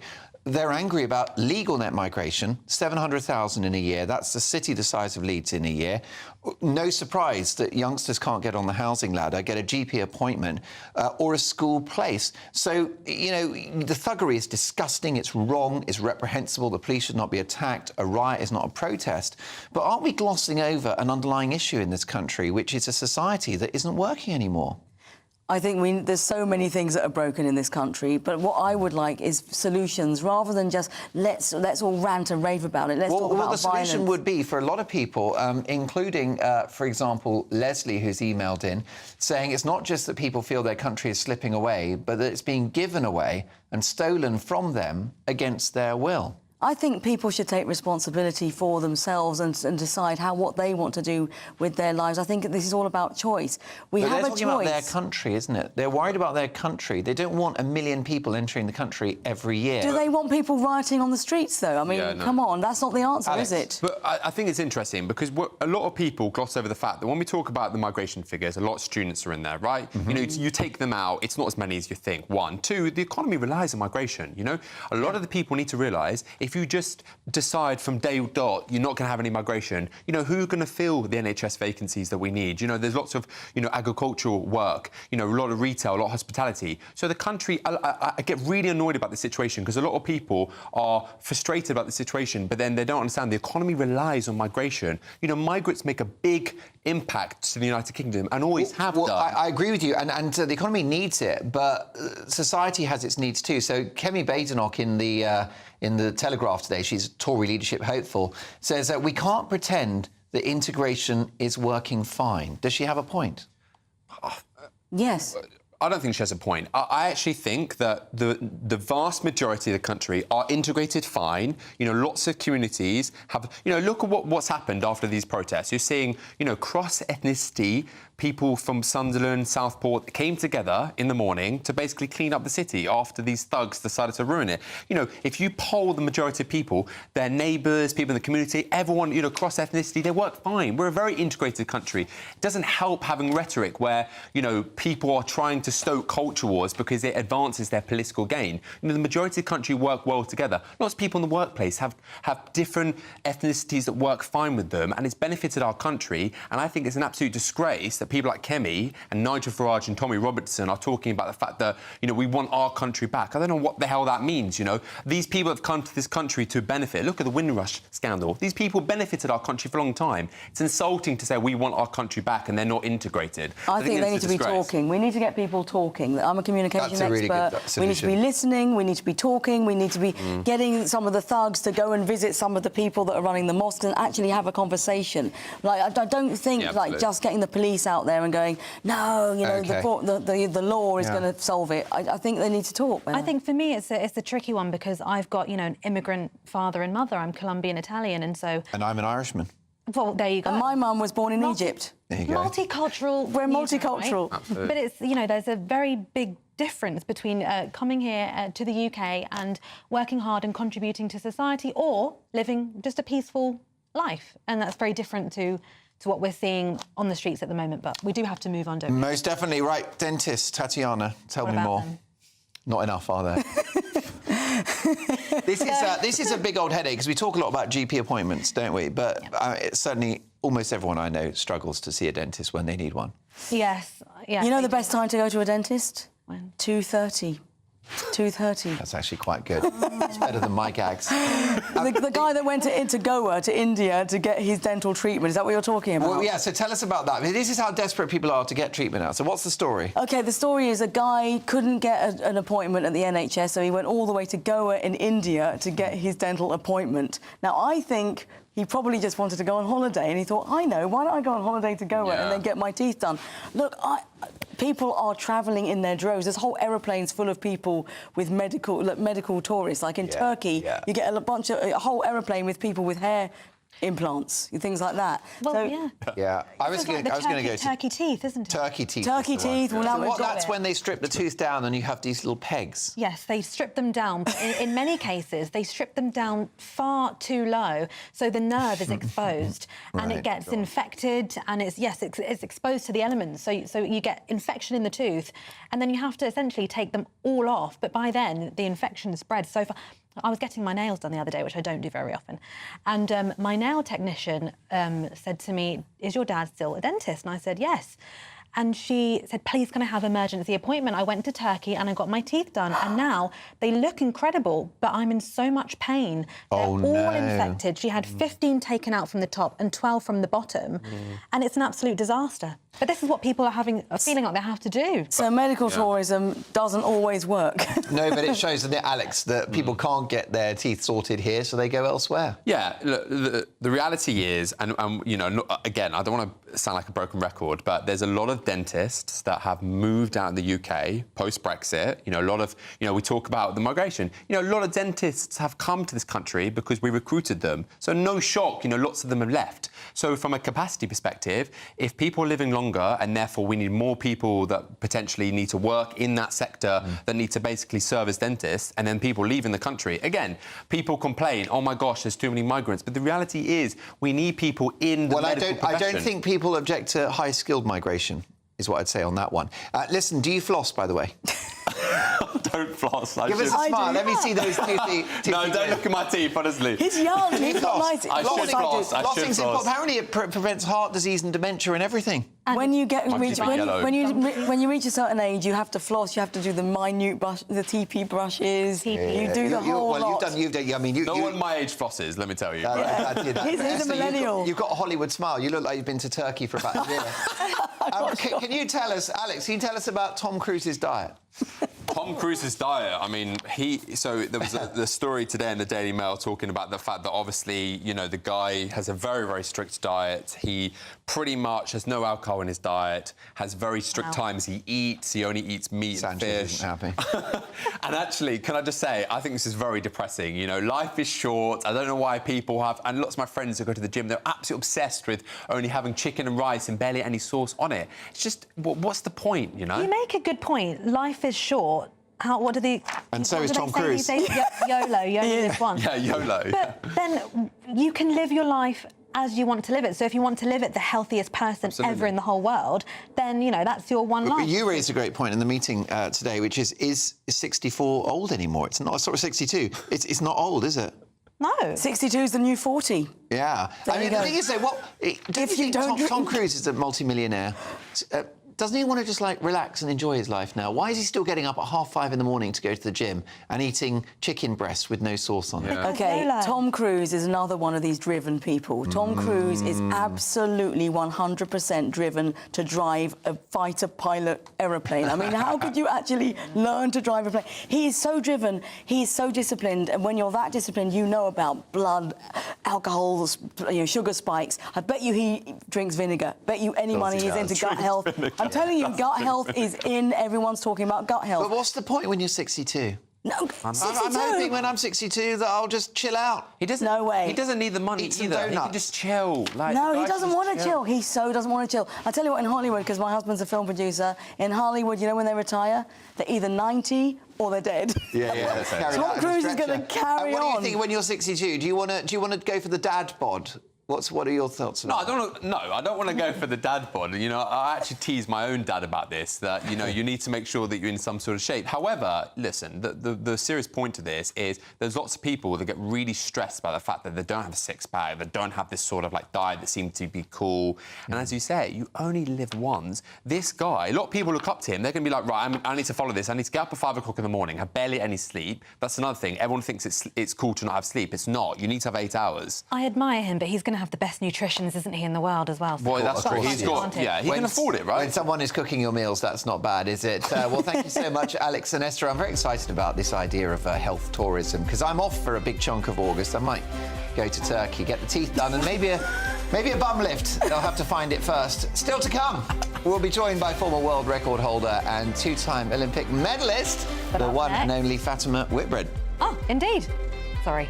Up next, we'll go live to the site of the largest Scout and Guide gathering in Europe. This is Saturday Morning Live on GB News, Britain's news channel.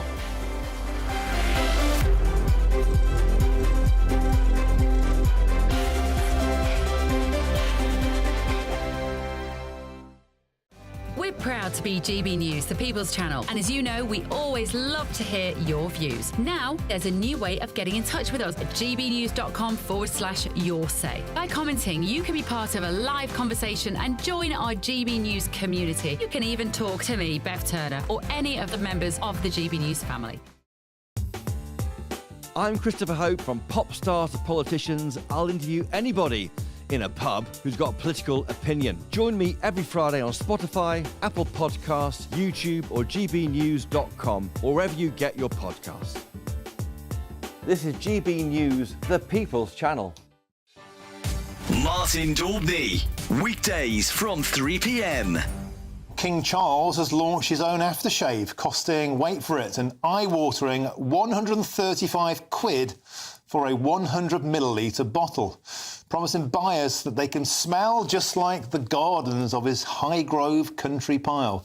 Now, this is something that Meghan Markle would do, surely not the King. Is this a case of King Charles selling out, watering down the brand just like Meghan? Well, join me now to discuss this is the royal broadcaster Helena Chard. Helena, welcome to the show. Martin, often on the hi. show, we've had a pop at Meghan Markle, the Sussexers, for selling out, for flogging strawberry jam, and now the King is flogging Pong. Is this really the right royal thing to do?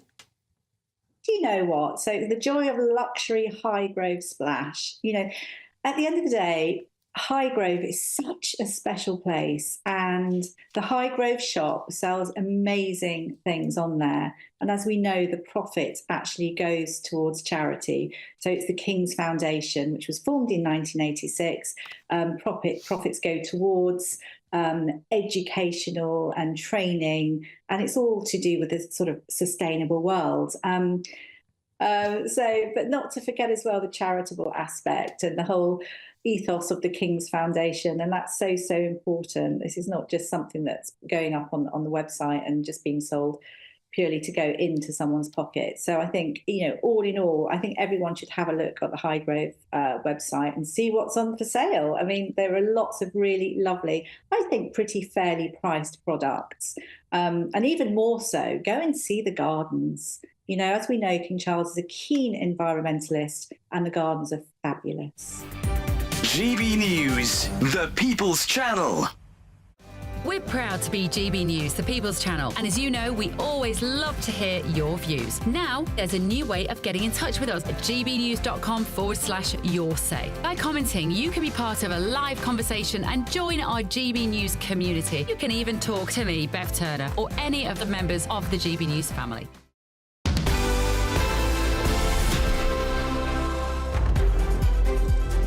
OK, welcome back to Saturday Morning Live. A very busy few minutes to go. Tatiana, how are you enjoying the presenter hot seat? I am, and it's so nice to be here with you because we go way back, don't we? We do. Tatiana used to produce my show, and now, look, she's on the box. It's the opposite of how the mighty have fallen. You've gone and sprung up. It was the best time of my life. Oh, well, listen, God bless you for that. You're making me emotional now. Listen, so many stories to get through with regards to all the stuff that's going on. Look, a lot of concerns about tensions within our society. I think Esther, our brilliant pundit today, is right to say that we need to talk about these things. We shouldn't call names, we shouldn't demonise people. If there are problems in our society, which there are, then they should be addressed. And that's a big challenge for the Prime Minister. I mean, by the way, you know, what a rude awakening for him, Tatiana, that, you know, he's new Prime Minister. He's been in for... What, between 3 and 4 weeks? 3 or 4 weeks, not even a month yet. No. And he's got riots on the streets. So, you know, he's certainly going to be cancelling his holiday plans, won't he, for August?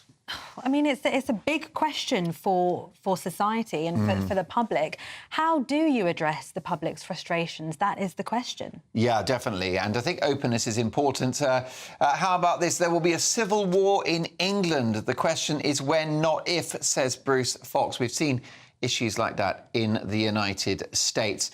Coming up, by the way, we're going to be talking about Fatima Whitbread, who's an amazing Olympic hero, who grew up in care. And it's amazing how many people that have grown up in care went on to have amazing careers. It's like not the most ideal start in life, but normally at the end of it, you have quite an achievement. I hope she's not watching this. I want to ask her about when she was in school. She was apparently very naughty, but she always got picked for the sports team.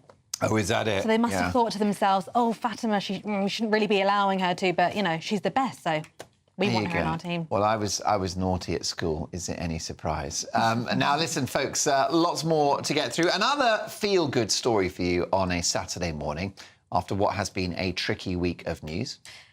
Yes, the Essex International Jamboree has welcomed 8,000 guides and scouts from around the world for a week of activities, including abseiling and zorbing. Well, I don't know what zorbing is, so... it's a big ball. I thought I did that on my wedding night, but it's a distant memory. Now, at the end of the week, participants are travelling home to places such as Australia, Kenya and Ukraine. And we're joined now by Karen and Paul, Jamboree Chiefs. Good Great morning. to see you, looking lovely there on the beach. Tell us more about what you're up to. Well, go, you go. Participants are packing up their tents after a week of fun in a field, and their parents are coming to collect them. There's lots of happy, smiling faces, and they've had an awful lot of fun. We've kept them busy all week. They're very tired. I suspect there'll be lots of baths run this afternoon, clearing up, you know, the Jamboree suntan that they've gained. These are incredible. Over 1,000 volunteers, and you've been planning this for over or almost 4 years. Yes, right. Yeah, we unfortunately had to cancel due to COVID, and but we're back. We've managed to create this village in a field, green field. It's literally a farmer's field, and we've created a fully functioning village with toilets, showers, IT, shops, everything that you need for these young people to have a fantastic week. And it's great for them. They're learning skills, they're making friends, they're out in the fresh air. And, of course, off of their devices. They're not staring at the phone or the iPad or gaming on the computer. No. Yeah, no, not at all. And it's been quite incredible, really, to have that many people, young people, aged 10 to 17, in a field. We've seen very, very few mobile phones, other than those that they're using to take photos with. So they've really enjoyed interacting with each other, learning new skills, talking to each other, talking to people from over 40 different countries, and making new friends. It's been amazing. Yeah, my sons did the guides. They had a great time. And Scouts, it's important, I say the Scouts saw that one out. It's important for the more young people to get involved in this kind of activity, don't you think? It's an amazing opportunity for young people to challenge themselves, try new things, and they're learning by stealth. They're learning independence. You know, they're trying these new opportunities that one day might just spark an interest in something for their career later on in life. But most importantly, they're learning to live together and just have a great time in a positive environment. They're with their peers as well, outside of the school environment. So they're doing things that they want to do because it's a free choice. If they don't want to do it, they don't have to do it. But so many of them, the happy, smiling faces speaks volumes. Also, Paul, a little bit of discomfort, which is not bad for these teenagers to experience. Hey, we've had a fantastic week. It's a little bit wet today, but it's been warm, very warm during the week. And yeah, you know, you've got to put yourself out of your comfort zone. You know, it wouldn't be worth doing anything if it wasn't a little bit difficult. Do you think, Karen, that we could do more to encourage more youngsters to join the Guides and the Scouts? Oh, absolutely. Yeah, there's nothing not to like about guiding and scouting. And really, we need the adult volunteers to step forward and help us, because it's so much fun. The only reason that we've got over 1,200 volunteers here who've given up their annual holiday to come and either have busman's holiday or do something completely different is because it is so much fun.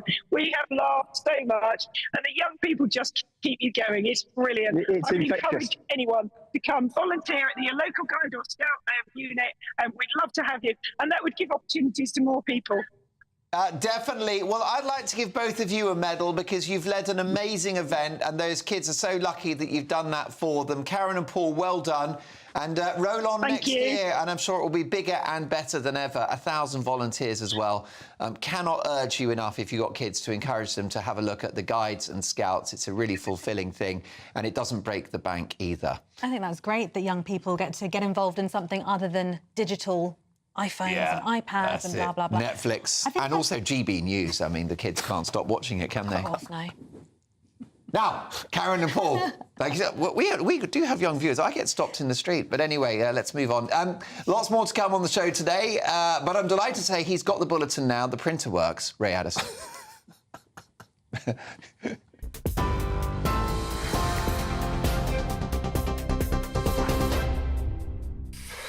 Whoops. 29 minutes past 11, our top stories this hour.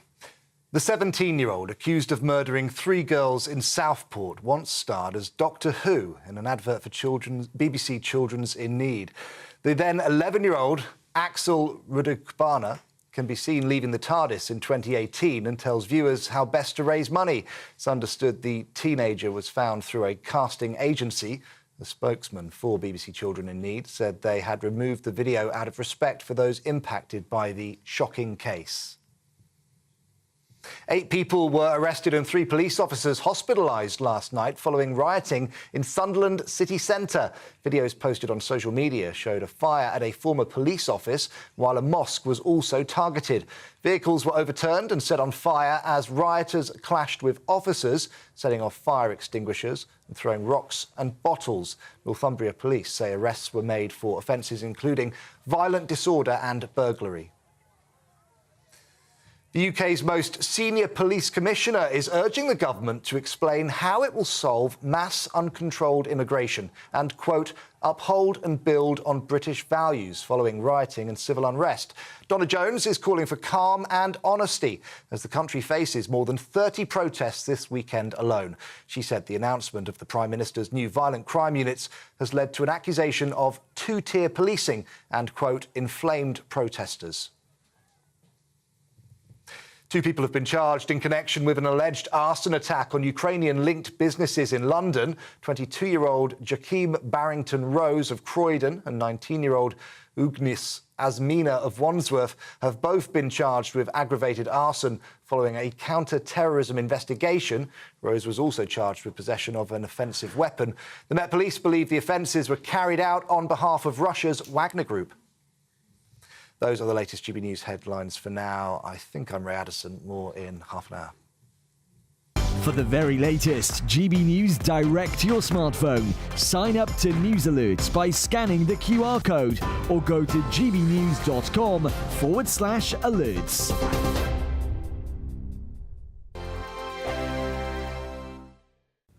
Hello there, welcome to your GB News weather for Saturday afternoon. It's generally brightening up over the course of the afternoon, some sunny spells, but the risk of showers too. And as we move through the second half of the weekend into the beginning of next week, a deep area of low pressure will bring outbreaks of heavy rain, strong winds to the northwest of the UK.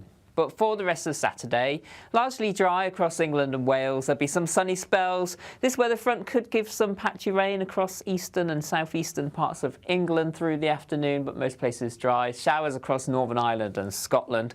Cooler than recent days, generally the high teens to low 20s, highs around 24 Celsius. towards southeast England. Through the evening time, further showers across parts of Scotland and Northern Ireland. So if we start here, we can see the showers quite frequent across central and northern parts, some of them on the heavy side at times. A little breezy around the coast, temperatures around 18 Celsius during the evening time. Further showers as well for Northern Ireland. But generally further south into England and Wales, it's a dry end to the day, plenty of sunny spells. Just 1 or 2 showers again towards far southeastern areas, but otherwise generally dry. And then overnight, we tend to stay dry across much of England and Wales. There'll be some clear spells, but some medium high-level cloud filtering in as the night progresses. This thick enough, though, by the early hours to give outbreaks of rain across parts of Northern Ireland and southwest Scotland. Temperatures generally staying in double figures, but lower double figures compared to recent nights, so a little bit more comfortable for sleeping. And Sunday, hazy sunny spells across parts of England and Wales, the cloud tending to thicken through the day, but it should largely stay dry here. Further outbreaks of rain, though, for Northern Ireland up into western parts of Scotland, particularly the Highlands, seeing some outbreaks of heavy rain, and temperatures once again high teens to low 20s, highs around 23 in the southeast. If you want your news to be straight talking, this is a nightmare for the Conservatives again. Down to earth. It's not just Nottingham where this is happening, is it? And most importantly, honest. Hard-working, middle-class taxpayers, they'll get their book thrown at them. Then catch me, Martin Daubney, Monday to Friday, 3 till 6 p.m. on GB News, Britain's news channel. Join me, Nana Akweer, for an informative, interactive news programme with a difference. It's fun. It's true. You're not wrong. No one will be cancelled. Lovely. Join me from 3 p.m. every weekend, only on GB News, Britain's news channel. Join me, Neil Oliver, every Sunday night at 6 p.m. on GB News. And if an hour is not nearly enough for you, go to gbnews.com for special extended episodes online every Friday at 9 p.m, where we can truly get into the nitty-gritty of what's going on. GB News, Britain's news channel.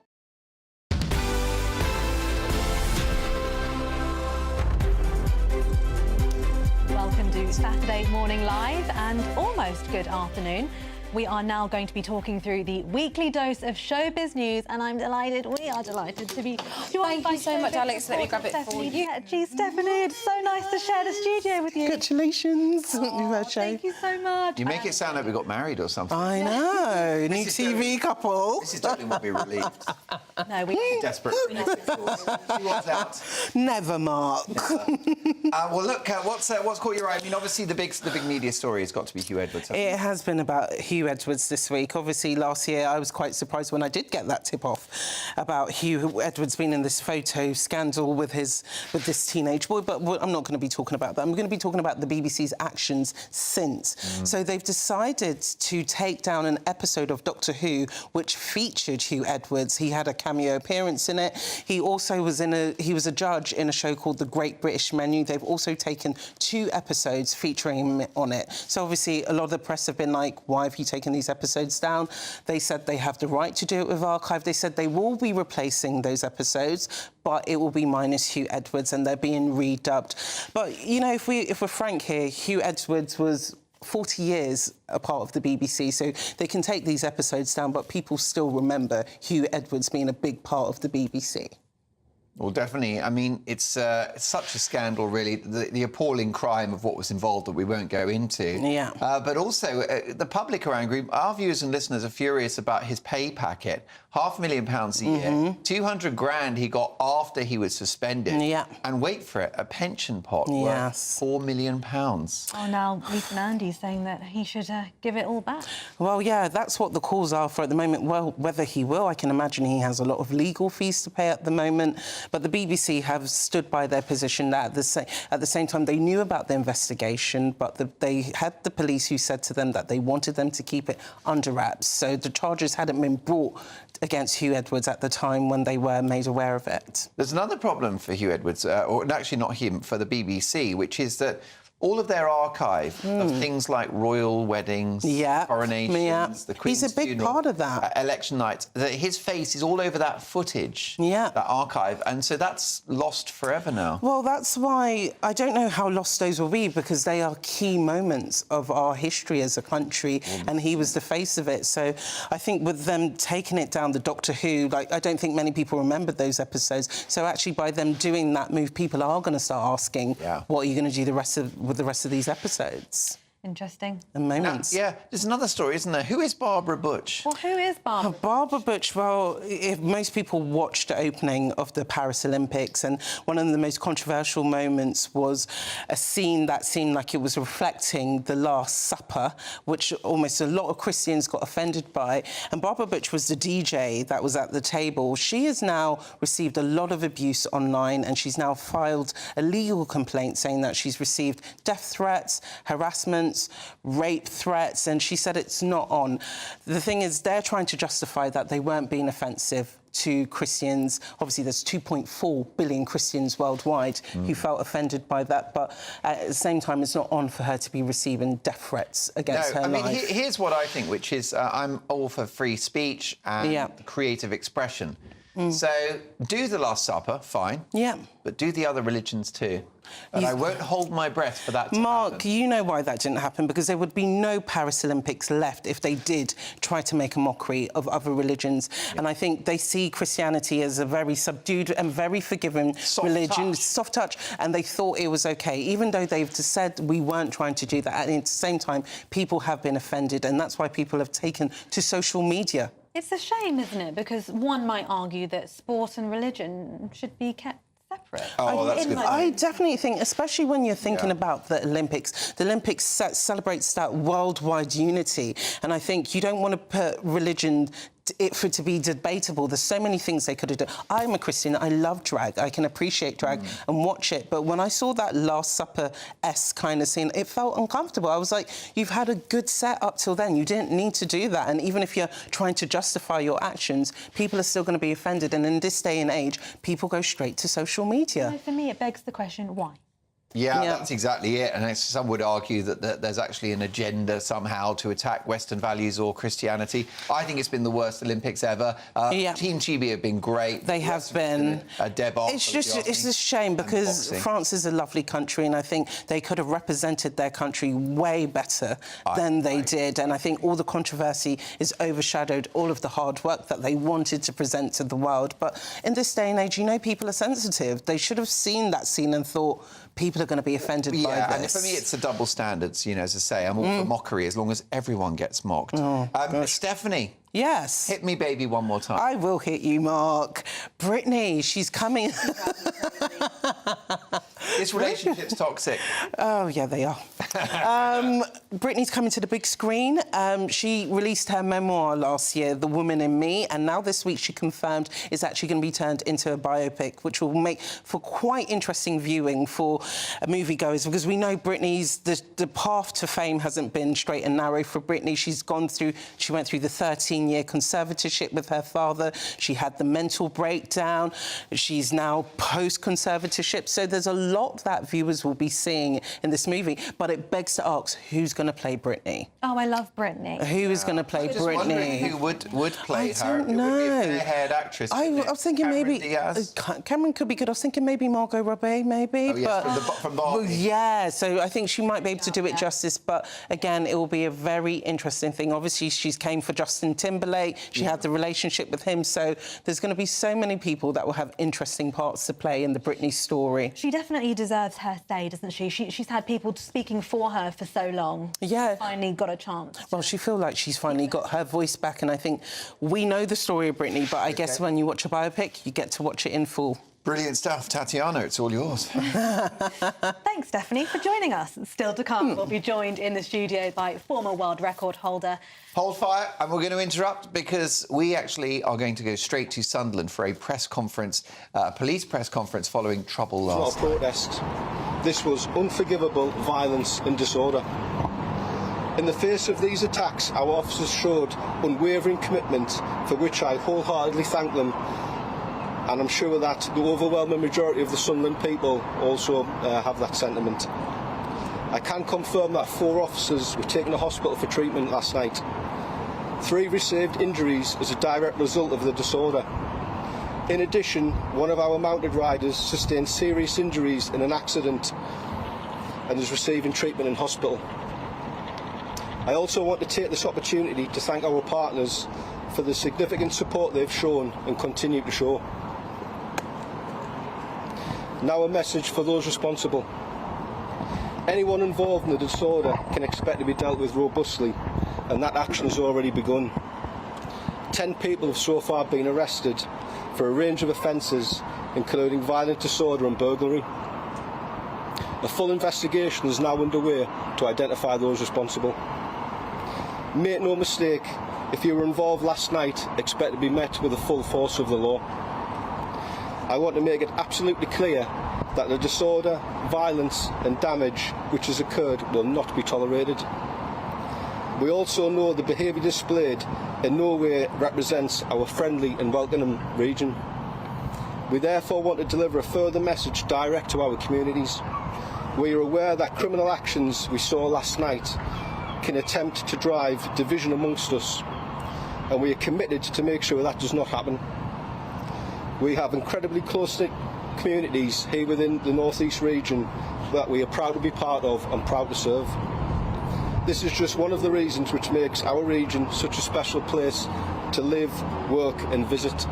We are stronger together. Thank you very much. Good morning. My name's Kelly Checker and I am the Deputy Leader of Sunderland City Council. I want to start by offering, on behalf of the people of Sunderland, our heartfelt condolences to the people of Southport following the harrowing events on Monday.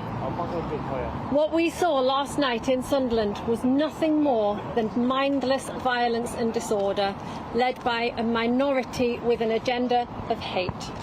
What we saw was totally unacceptable. We know that sadly, many of those in our city last night were not from here, but came to cause chaos and stoke tensions, and I want to make it clear that there is no place for these people. They are not welcome here. Our teams have worked through the night to clean up this city. My huge thanks to them and the emergency services for their work to keep Sunderland and its people safe. Being here today, seeing volunteers from across our city come together to support that clean-up effort is heartening and reminds us of the warm and friendly place that we know Sunderland to be. Our people are our greatest asset, and we will support them, as they will no doubt support us to recover from the events of last night. We will continue to work with our communities and our partners in the coming days and weeks to offer reassurance, but I can say confidently that today Sunderland and its people, as we always do in the face of adversity, will come back from this stronger, better and closer together. Thank you.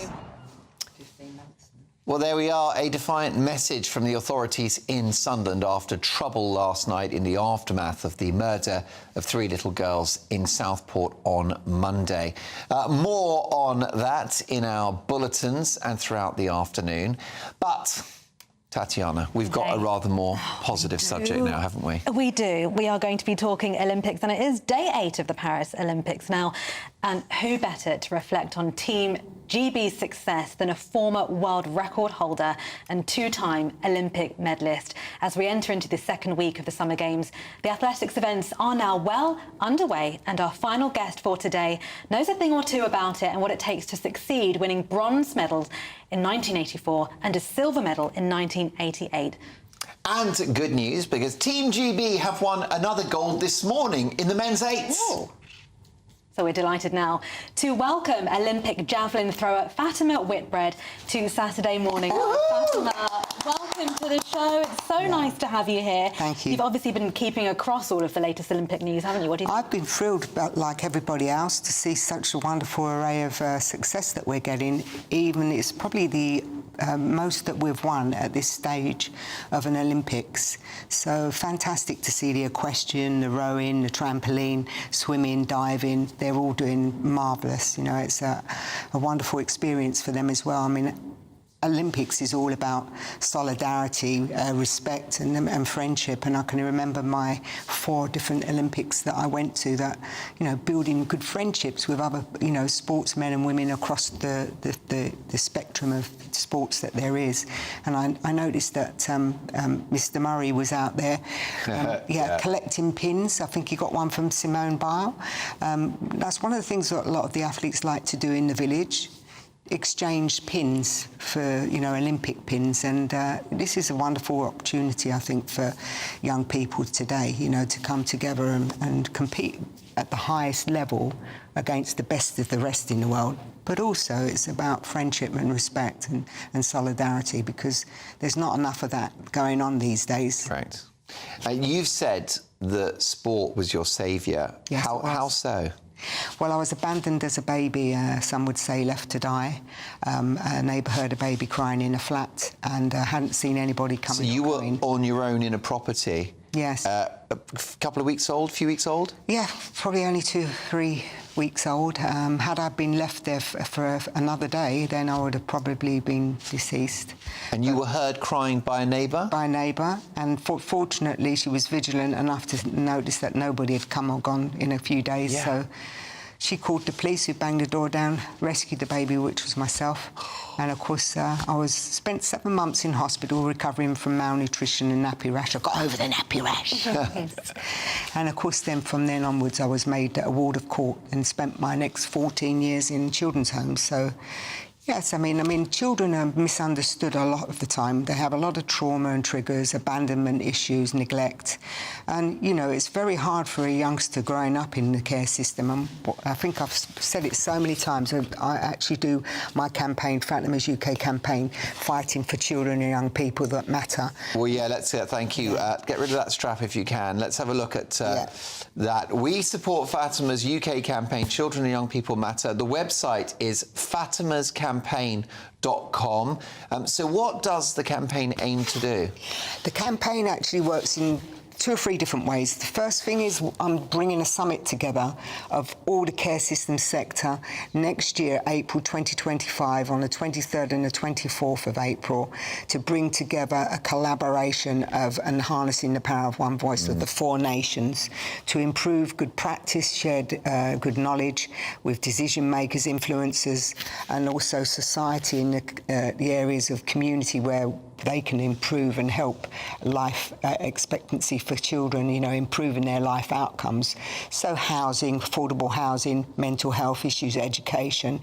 We have 110,000 kids in the care system as we speak. Wow. And there is a shortage of 10,000 foster carers. So finding loving, secure homes is the most important thing. So if you think you can offer a child a loving, supporting, caring home, open your heart, open your home. It will be one of the nicest and rewarding things that you can do for a child. And I was, you know, talking to you a little bit briefly about, you know, my family are involved in children's homes too, so I think we'd love to get involved with something like that with you if you'd have us. But how important is something like this to then help children later on in life? You can speak from personal experience, and look at you now, Olympic medalist. Yeah, well, obviously, I mean, 14 years incarcerated in children's homes back then in the 60s is totally different in terms of the residential homes they have today and the corporate parenting they have. But fundamentally, not a lot has changed in the 60 years since I've been in the care system. I've seen governments come and go, kick that same tin can down the road. It's really important to give our young people the chances and, you know, of improving their life options and building a good foundation of happier lives, better communities, a nicer kind of society. So early intervention is really important. Yeah. Because who and what these children become will define what society ends up. And we need to be able to, you know, work hard, give them opportunities to actually break that cycle of what's happening to them. We know that at 18 years of age that, you know, they go independent living, but 33% of them end up homeless, you know, and, you know, in the 2 years that they go independent living. Most conventional families, as we know, they stay at home for as long as 26, 8, 9. Because they have to now. They have to now. They can't afford it. Right. These children don't have banker mum and dad, nans or granddads, aunts and uncles. They need our help. So we all got a moral and ethical responsibility. Well, I think it's brilliant. And I want to get to the Olympics again, but you are going to go to the Pyrenees? The Pyrenees. I've just got back from Everest. And this is a sponsored trek you're going to do? Yes. Now, personally, I fund all this myself. It's because the cause is close to my heart that I do what I do. So the most important thing is to make these children visible. Right. You know, they've been invisible for so long. They've got to be seen, heard and valued, and that's the most important thing. Pyrenees is a 100-mile trek from the Bay of Biscay, France, to Spain and back. And how are you going to keep going? Energy bars? I mean, what's the plan? You're obviously fit as a I'm very fiddle. driven, Mark, and I am fit. Are you as fit as you've ever been, virtually? Since post-Olympic years, yeah. I mean, the Olympics gave me... Look, I'm very... strong inner strength from my childhood, primary care years, but also the trained amount of as an Olympic athlete. Footage of you in your pomp. Yes, I mean athletics and the Olympics, World Championships, world record holding, that gave me the dedication of hard work. You know, I mean, that's a wonderful throw. I mean, always impressed with watching it myself. When you've been watching the javelin, what do you think when you watch people doing the javelin now at the Olympics and you think, oh, you've not quite got your gait there, or, you know? No, everyone's different shape and size. I mean, obviously, it depends. You hear it all the time with swimmers, big hands, big claws. You know, javelin throwers, I mean, back then I was quite short, really, for a javelin thrower. So you have to look specifically at what you're doing in your training, and you'll see a lot of athletes work exceptionally hard throughout the winter months in preparation for once every 4 years is the Olympics, you know, to be able to actually compete and hopefully win gold medals. So, 2 questions for you. What would be your top 3 favourite Olympic sports or categories? And also thoughts on the latest boxing controversy. Probably more importantly that. What are your thoughts on the latest? It's always a tough call. I don't know the total ins and outs scientifically or what the IOC have said. And you've got to go by what the governing board say. You know, they've got the facts and figures in front of them.